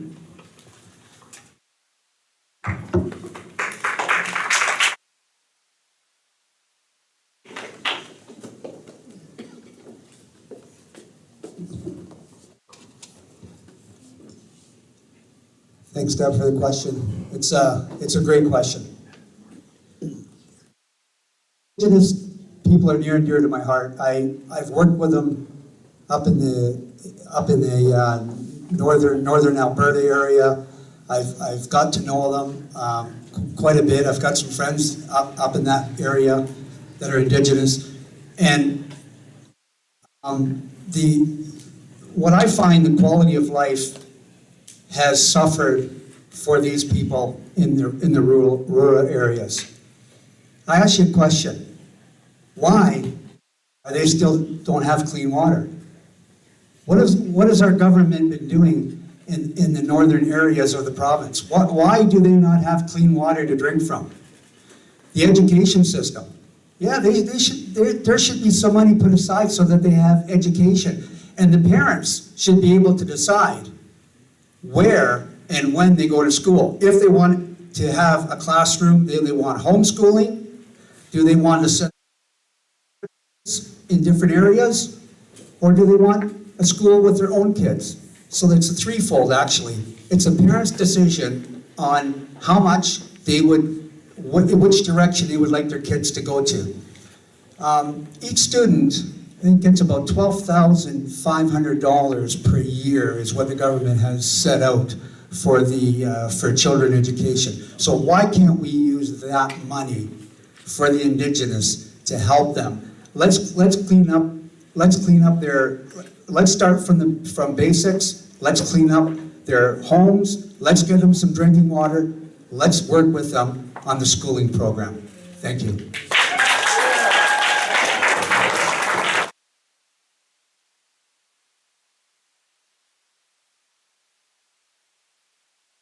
Our party has a plan to work with Indigenous communities. We need to address the legacy of colonialism in residential schools. We need to establish a true nation-to-nation relationship with Indigenous people. We need to recognize First Nations' right to self-determination and establish a co-management and stewardship model for development of provincial resources and fair revenue sharing. Okay? We need to recognize Indigenous laws and legal traditions. Why does 6% of the province represent 40% of people incarcerated? We need to support Indigenous land defenders asserting their treaty rights. We need to work with the federal government to implement the Truth and Reconciliation Commission.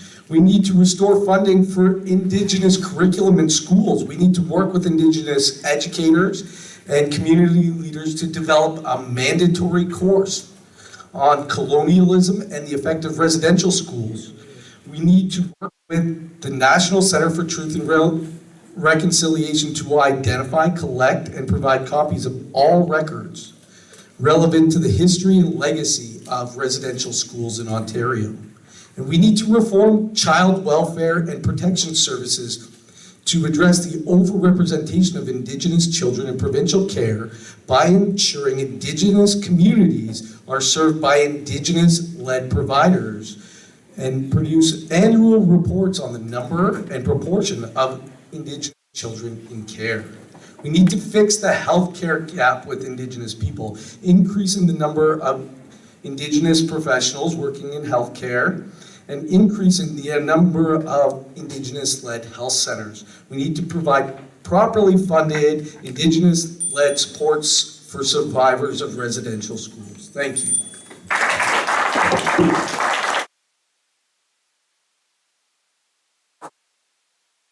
Education.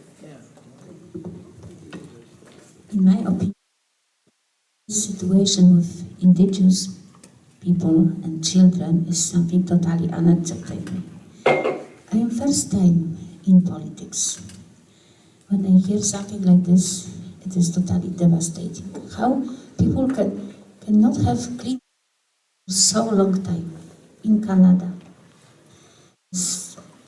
When I will be elected for this writing, first I have to take care about those people. They have, why they living in so very bad, very unhealthy, unsafe environment. It shouldn't happen at all. Thank you.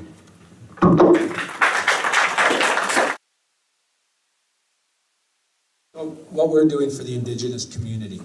First of all, we are upgrading the curriculum. The curriculum hasn't been upgraded since the year 2000. We are working with the Indigenous community to upgrade the curriculum in schools. As well, we are double funding for Indigenous infrastructure. As well, $6 million for childcare in the Indigenous community. As well, we're investing $20 million to identify graves and what happened to these children. We're the only province in Canada that has done that. The federal government has to help us as well, so we can find more solutions to help the Indigenous community. As well, down here, I've been working very closely with Chief Stacy as well to build the first ever Turtle Creek here in Mississauga Lakeshore. It's an Indigenous community so that we can have history of the Indigenous community to look into the first settlers of, well, we are the first settlers, but to look at the Indigenous community and look at history of what they were in this province of Ontario. So that is what we're doing as a government. But the curriculum, no one talked about the curriculum since 2000. We're the first government that is helping to change the curriculum for the Indigenous community.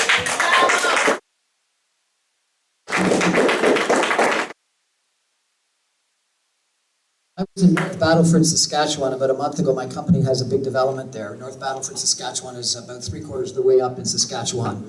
And I met chiefs of 2 different Indian bands. And they said, Brian, we took down the Canadian flags.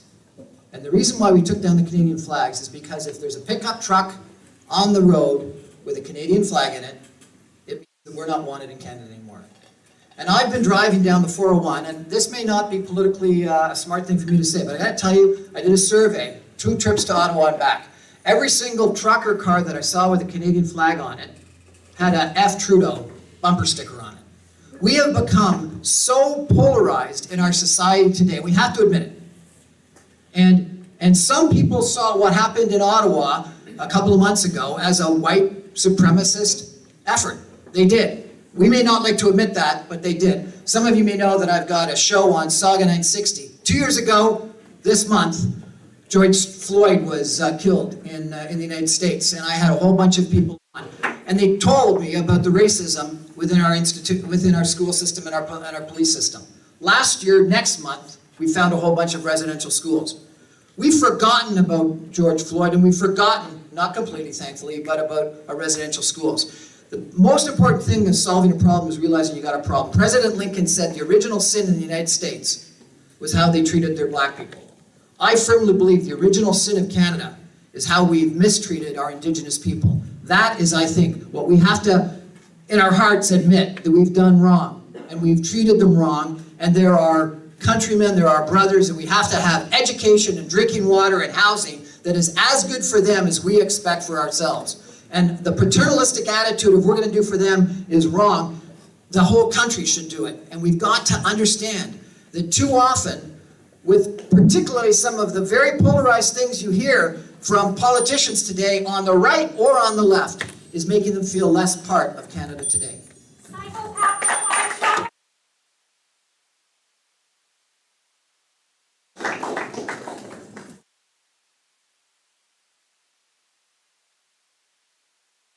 Thank you very much for the question. I'm actually so pleased that now our community here in Lakeview is starting to see many Indigenous arts and cultures events happening here, and it's really nice to see. I had the honor of working on a report called The Journey Together. It was a $200 million report announced in 2017 that focused on investments for the Indigenous community coming out of the Truth and Reconciliation Commission. That report actually did have money in there for mandating new curriculum. If my opponent actually read it, he would know that. It also, in 2017, it also put money, $20 million, for the discovery of burial sites at residential schools in 2017. Unfortunately, the first thing this government did was cut that funding and only replaced $10 million of it after immense outcry for the discovery of burial sites in residential schools.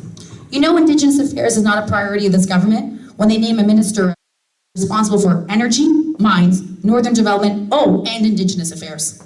There's no mention of reconciliation, and we know that the largest portion of Indigenous people is actually off reserve now, and that population is growing. It's not in the north, it's not near the mines, it's in our urban communities. Our party will advance reconciliation. We will name a minister responsible for Indigenous affairs and reconciliation in its title. We'll fund Indigenous childcare. We'll put $25 million into helping Indigenous small businesses, and we'll build 22,000 off-reserve housing. And we'll mandate learning about the painful history of Canadian residential schools and the significant contributions of Indigenous peoples in Canada in our schools. This is real reconciliation.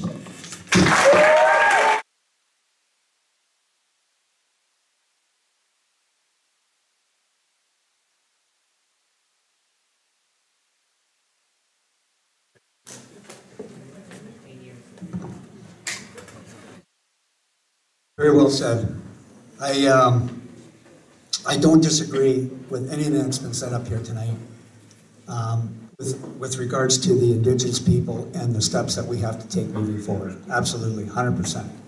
As I said before, with the education system, what we have to do, we have to let the parents decide on what type of schooling that they want you to go into. Number one, you have three avenues, three choices with the money that's going to be allocated for each student, which is approximately $12,500 per child, and we need clean water. And I agree with all the candidates up here. What I don't agree with is the Ottawa Truck Drivers Rally, where my friend over here says, white supremacy group. What? Are you kidding me? White supremacy? There was no white supremacy group there. I was there. I saw it, my own eyes. I was there. There was blacks, there was Chinese, there was all kinds of race and colors there. They were fighting.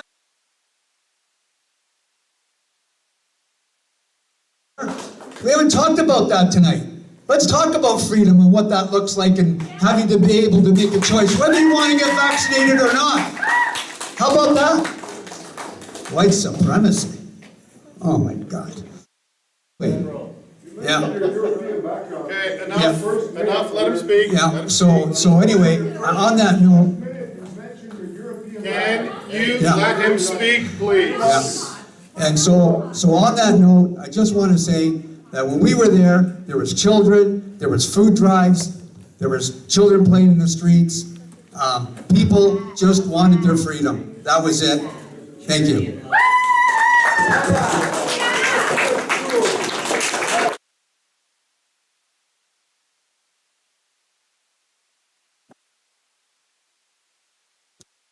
So I've got this radio show, and I interviewed Kellyanne Wolf, one of the leaders of the truck occupation. I interviewed the Sid guy that's her sidekick. I've interviewed Roman Baber, who got kicked out of the Conservative because of his positions. Derek Sloan, who was the leader of your party. No, your party.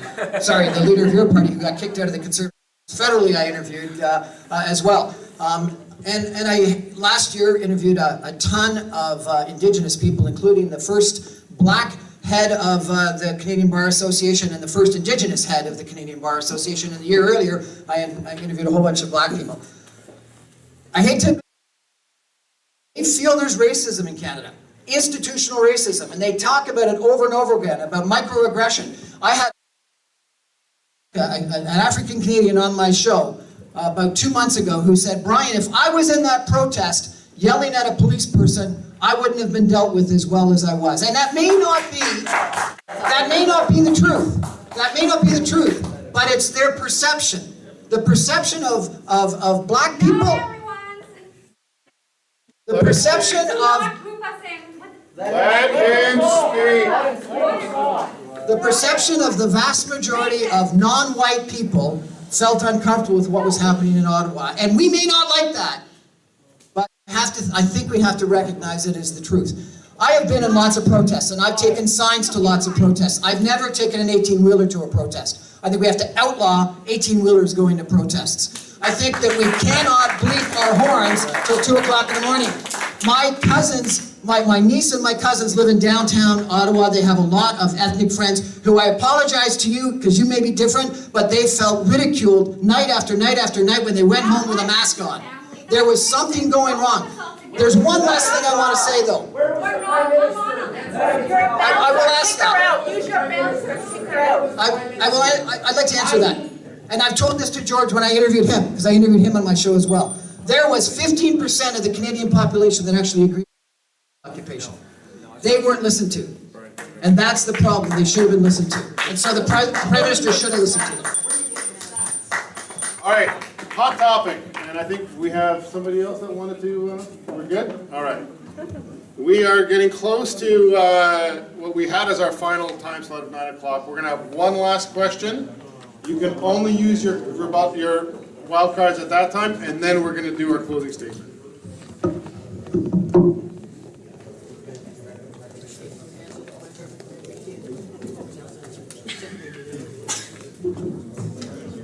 Okay, so we have to make this a two-part question. Put them all together, and it really has to deal with... So we have seen our frontline healthcare workers work tirelessly during the pandemic, yet be stuck with a 1% increase, which is below inflation. The question is that what will we do to make sure that our frontline workers are properly compensated for demand put in? And to add to that little question, who is going to staff the new hospital? There are no nurses. They're leaving in droves because of Bill 124. Now we have another question about senior care. Senior care workers require increased wages, full-time work, and a decrease in the need to work in multiple care homes. How are you going to address the baby boomer bubble that will require more senior care workers?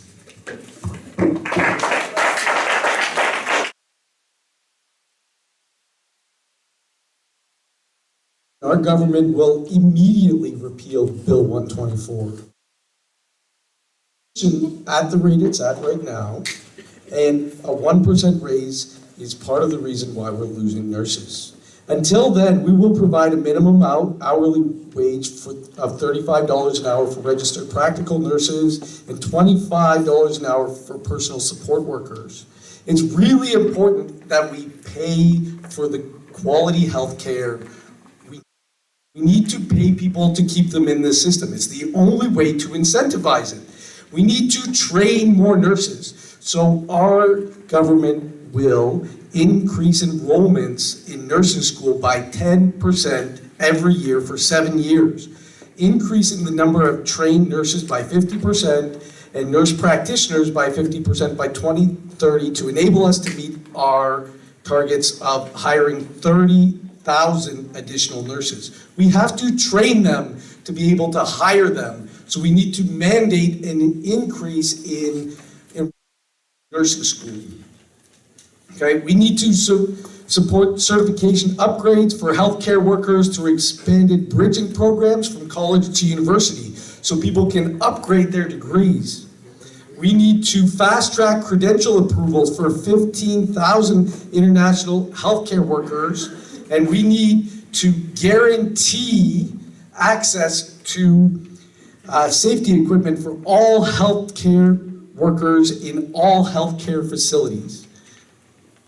We need to provide support for Black and Indigenous healthcare workers through mentorship opportunities, partnership with allies, and equitable human resources processes.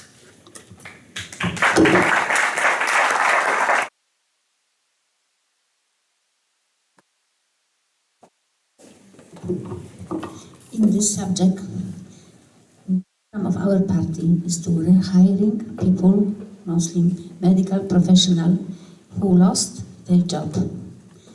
We need them. Next problem, we have to make more advanced equipment for therapy and for diagnostic. This way, we can increase efficiency of our health. This problem is that problem of education. This is probably in every area of our life. Sometimes this is a good idea to check all program which is right now applicable for any profession. Maybe it can be adjusted to our needs regarding some new solution which is in the world. Maybe we can find for us some new solution for this situation.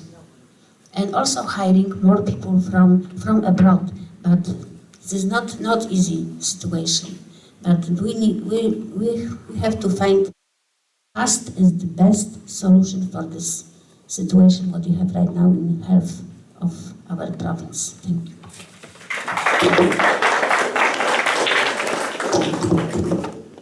There's a lot of misunderstanding on Bill 124.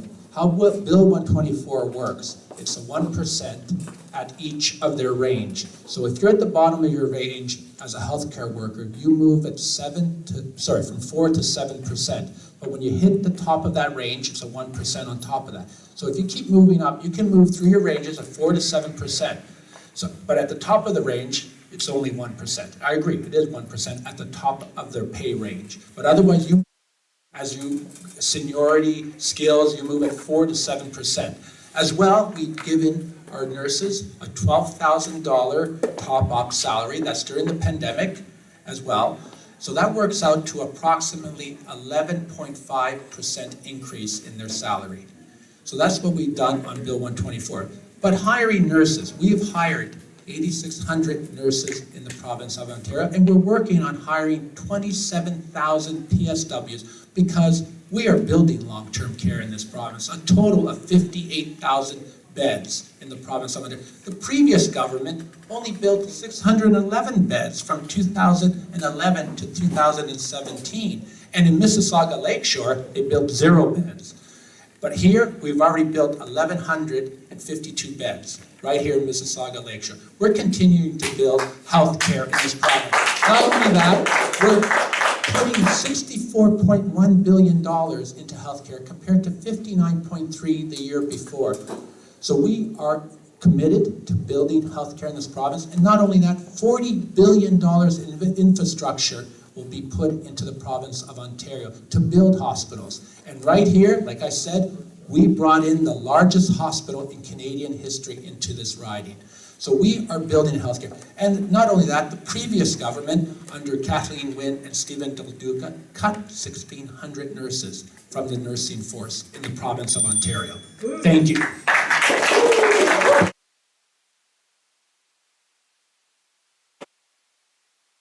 Conservatives still today talk about how they hated wage and price controls that Trudeau Sr. put in place, what was it, a couple decades ago. And those, Bill 124 is wage controls. It's wage controls, whatever you want to describe it. What it does is it caps the grants to different agencies and to long-term care agencies and organizations at 1%. And if they give someone 5 or 7%, because they're at the bottom of the range, guess what the person at the top gets? Less than 1%, because on average, the range. And the way the Conservative government solved the problem is they came in and gave those top-ups to nurses, and then just, what was it, a month ago, just before the election, they came in and gave, what was it, $200 million to long-term care people because they wanted to make sure justifiably. Inflation today is somewhere between 6 and 8%, the highest it's been since the 1980s. And the Conservative government is trying to balance their budget on a 1% cap to our healthcare workers and long-term care workers. It's just shocking. And then I got to tell you that both the Conservative government and the Liberal government, we had a judicial inquiry that went through what was wrong in long-term care during SARS, and they came up with a whole bunch of recommendations, and the Liberal government didn't implement them, and the Conservative government didn't implement them. And if you go back, and I've interviewed the people on my show that were responsible for that, and one of them was Tony Clement, the former Minister of Health and the provincial government, and he said they recommended ventilators, respirators, PPE, masks, all be kept. And you know what we did? We didn't maintain them. We let them all rot. We let them go away. We didn't renew them. We didn't even keep those ventilators. All those ventilators and respirators we threw out. We didn't have masks. And what we did with masks and PPE that they said we needed to have action of, we got rid of and we bought it from China and the United States. And then what did Trump do and what did China do as soon as COVID started? They wouldn't allow us to import it. The Conservative government and the Liberal government didn't listen to the mistakes in SARS, and what we need is people that are going to do a judicial inquiry of what happened wrong in COVID, and long-term care is the biggest tragedy of what happened, and we need to solve that problem.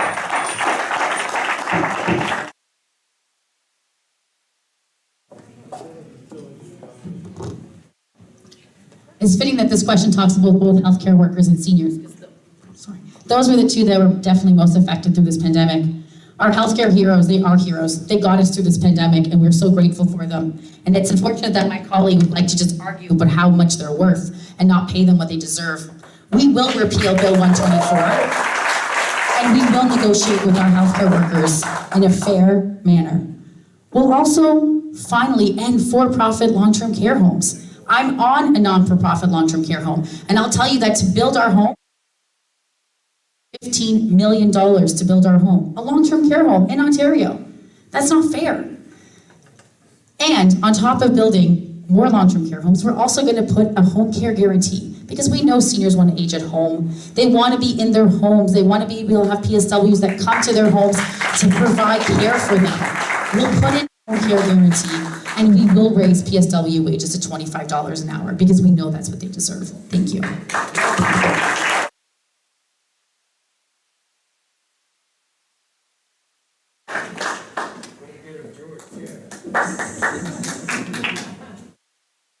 $124.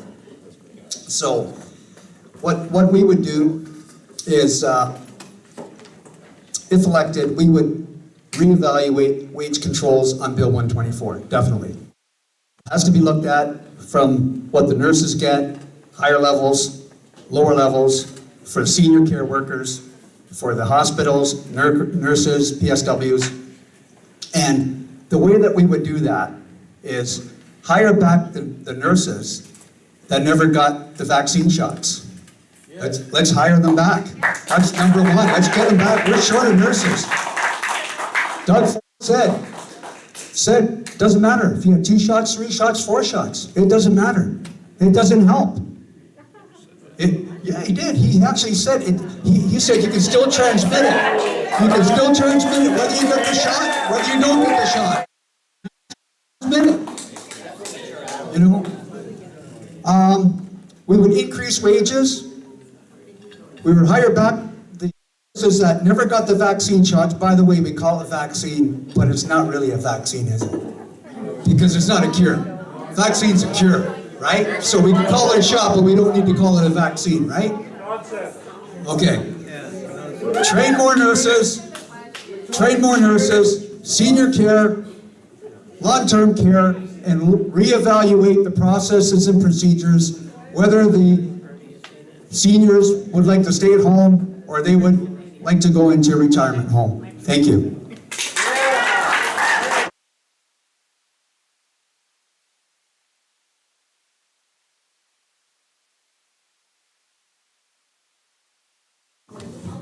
So I lost both my grandparents and my father-in-law, who was my best friend during the COVID pandemic. My grandparents were put into care into a for-profit home at the very beginning of the pandemic. They went in February, It cost $70,000 to get them out of care. My grandfather passed while he was there.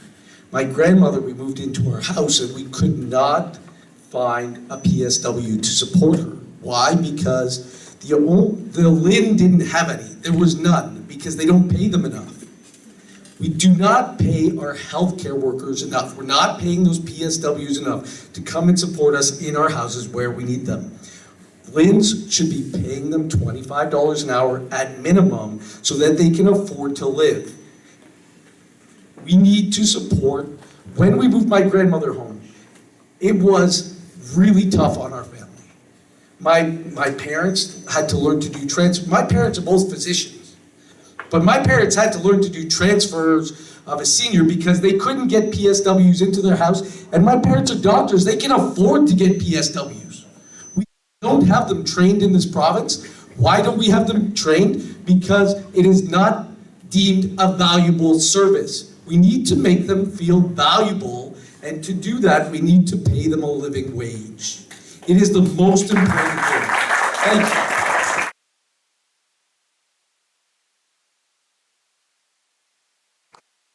All right, we are going to move to the closing arguments, or closing statements, I should say. Did you have any cards? No, if you want to use your yellow card, you can. I didn't see you have a card.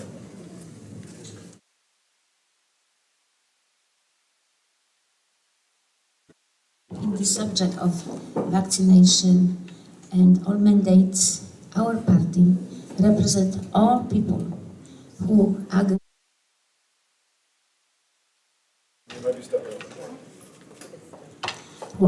and disagree. For all of us, why this problem makes a lot of problems in families.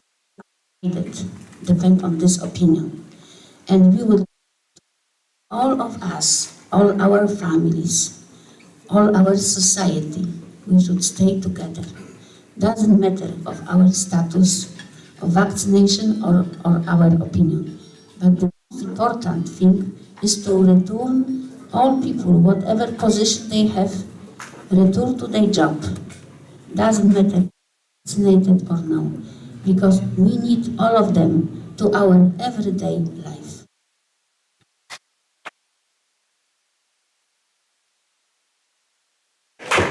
All right, I don't see any other yellow cards being raised, so we're going to move to the closing statement.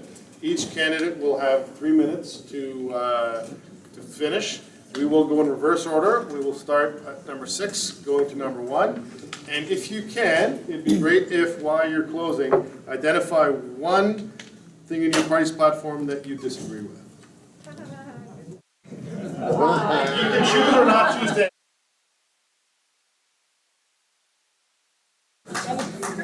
On the spot.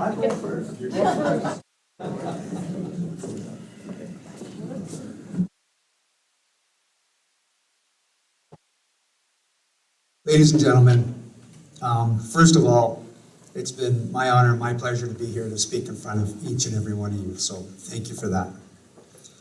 I'd like to thank the Lakeview Association, the moderators, fellow candidates, and the residents of Mississauga and everyone for being here this evening. Now that you have heard everyone, you have a choice to make. Especially when seeing the past couple of parties in Ontario, Liberals, Conservatives, and what that has done for this beautiful province. You need to ask yourself, do you want to go back to the past performance or past actions as to someone that will be doing the same thing in the future? We have a democratic right to pick a candidate that we trust to represent the Mississauga Lakeshore riding. Regardless of the outcome for Ontario, you have the right to pick who you want to represent Lakeshore riding. As a province, as a country, we're probably most divided that we've ever been. Why? Ask yourself, why? What happened here? And where are we going?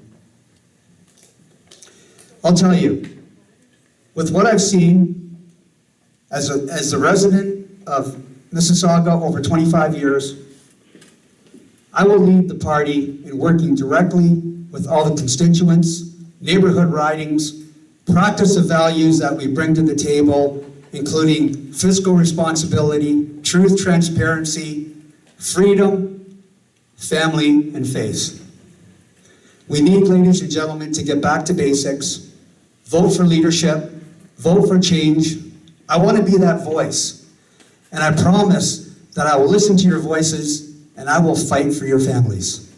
Thank you, and God bless Mississauga Riding.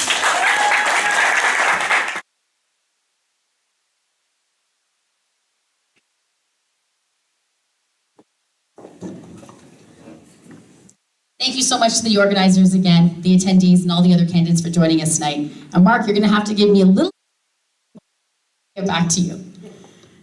Tonight's conversations highlight exactly the kinds of challenges our community faces over the next 4 years. The last 2.5 years have shown how vulnerable our public services are. And now we need to focus on rebuilding what we've lost, so that our relatives and our neighbors can find an affordable place to live, so our kids can catch up on the learning they've lost, so our seniors can get the care and dignity they deserve at home. And so small businesses, and not just big box stores, can thrive again. Tonight showed 2 distinct visions for Ontario. One where we try to build a disastrous highway that no one wants, force communities to accept huge high-rises with no consultation, and gut environmental protection. Or one with real community input, one with foresight to meet the challenges we face head-on, while we build on the legacy created years ago. Our party has a real plan to create affordable housing, focus on gentle density, protect our environment, and build a truly connected transit system. Our plan recognizes the challenges communities like ours will face in the future. I'm focused on showing you what's possible for our community. We're at a crossroads of change. We are growing at a fast pace, and we need to work with all 3 levels of government to make something truly spectacular happen. The next time we're all sitting in this room for a provincial debate, change will be underway in this community. We'll see buildings under construction, new developments, and lots of disruption. So we need someone who will communicate regularly with the people, with the residents, with the ratepayers. We need to ensure that governments and engaged residents, like the ones in this room, can work together to make this community a place where we are proud to call home. This community needs a true partner to get things done. We may not always agree, but I know I will always treat this community with respect it has shown me over the last decade. I'm ready to be your champion. I'm ready to get to work. Thank you again for this opportunity, and have a great night.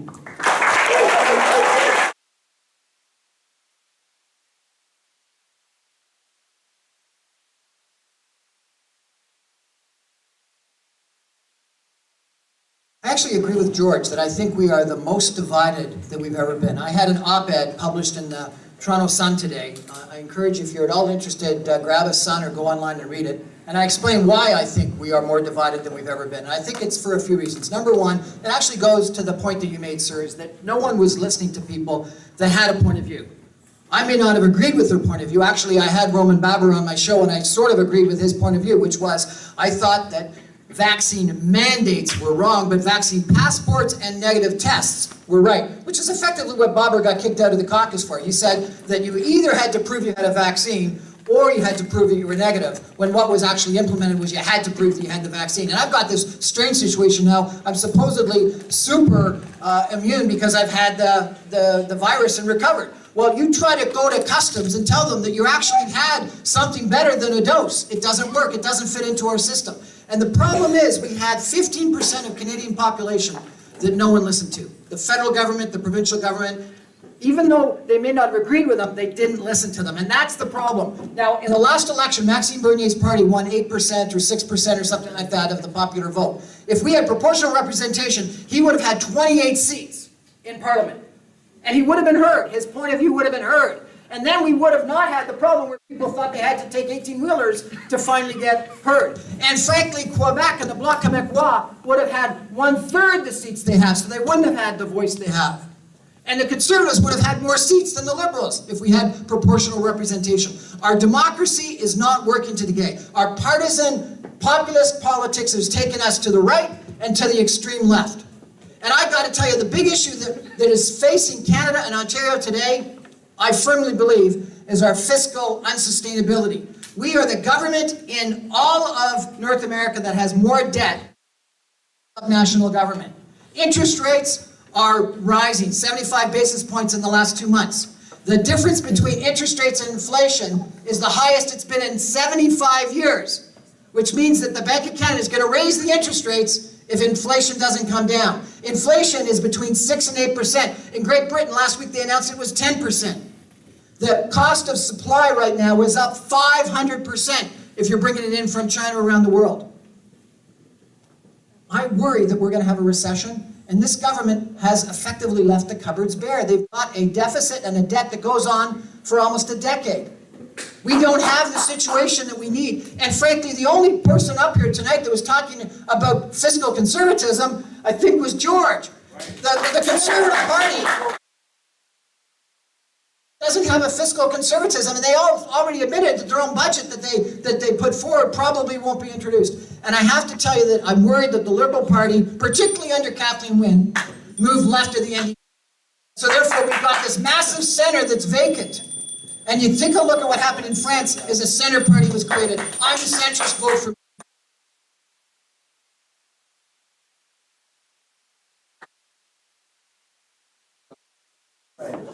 Thank you again to the organizers this evening, and thank you to everyone for being here tonight. Friends, we have a very clear choice on June the 2nd. For far too long, Ontario was left without the vision for the future. Thousands of jobs left the community. 600 schools were closed, including Gordon Graded and Big Mount Beach, right here in Lakeview. Life became unaffordable for far too many families, and cuts to health care and long-term care left our community unprepared for COVID-19. But under the leadership of Premier Ford, we're on a very different path. We're bringing back better jobs, bigger paychecks. We are making Ontario the economic engine of Canada. We have a plan to build the cars of the future right here in Ontario. With Ontario minerals and Ontario workers, we are getting shovels in the ground to build infrastructure, and nowhere more than right here in Mississauga Lakeshore. New highways and transit will get you to work and back faster, so you can spend more time with your family. We have a plan to keep costs down and put more money back in your pocket so that you can invest in your family and in your community. New hospitals and long-term care will deliver quality of care that seniors and patients deserve while keeping our economy open and strong. Tonight, I'm asking for your vote so that together we can continue moving Ontario forward. Let's get it done. Thank you.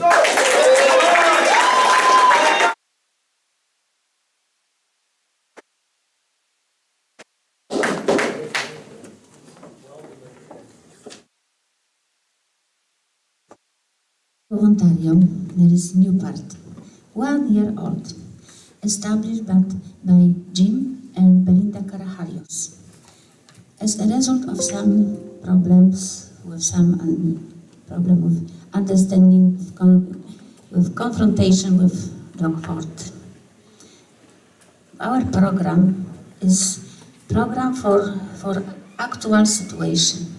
All people who call to be normal people, like I am.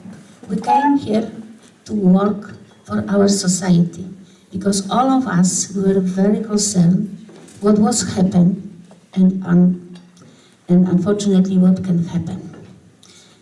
For this situation, all of us, we have to stay together and be aware about all problems which we're dealing with. I would like to say something because we prepare some letter, open letter to all Ontarians regarding our party.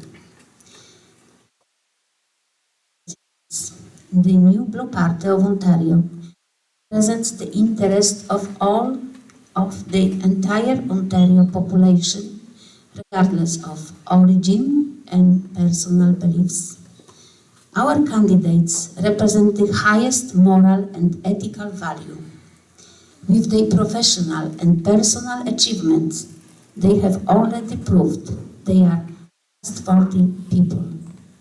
As a member of Parliament in the province of Ontario, we will always serve and work with the community, respecting the rights and duties contained in the Constitution and following the principles contained in the Charter of Rights and Freedom. We are proudly say that we are Canadian citizens.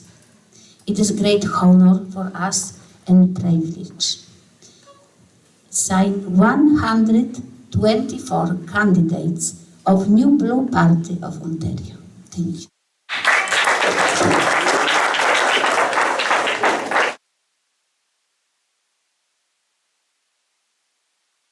Thank you for coming and participating in the democratic process.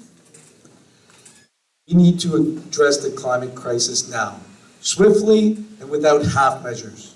We need to protect our agricultural lands and our wetlands. We need to protect our waterways, our lakes, our forests, and we need to build the Blue Belt. Water is our most valuable resource and we must protect it. But our children are our largest investment. We must invest in education. We must increase the teacher-student ratio to support our most vulnerable students. We must increase support for mental health in schools and for children with autism. We must support our healthcare workers by repealing Bill 124 and supporting our nurses.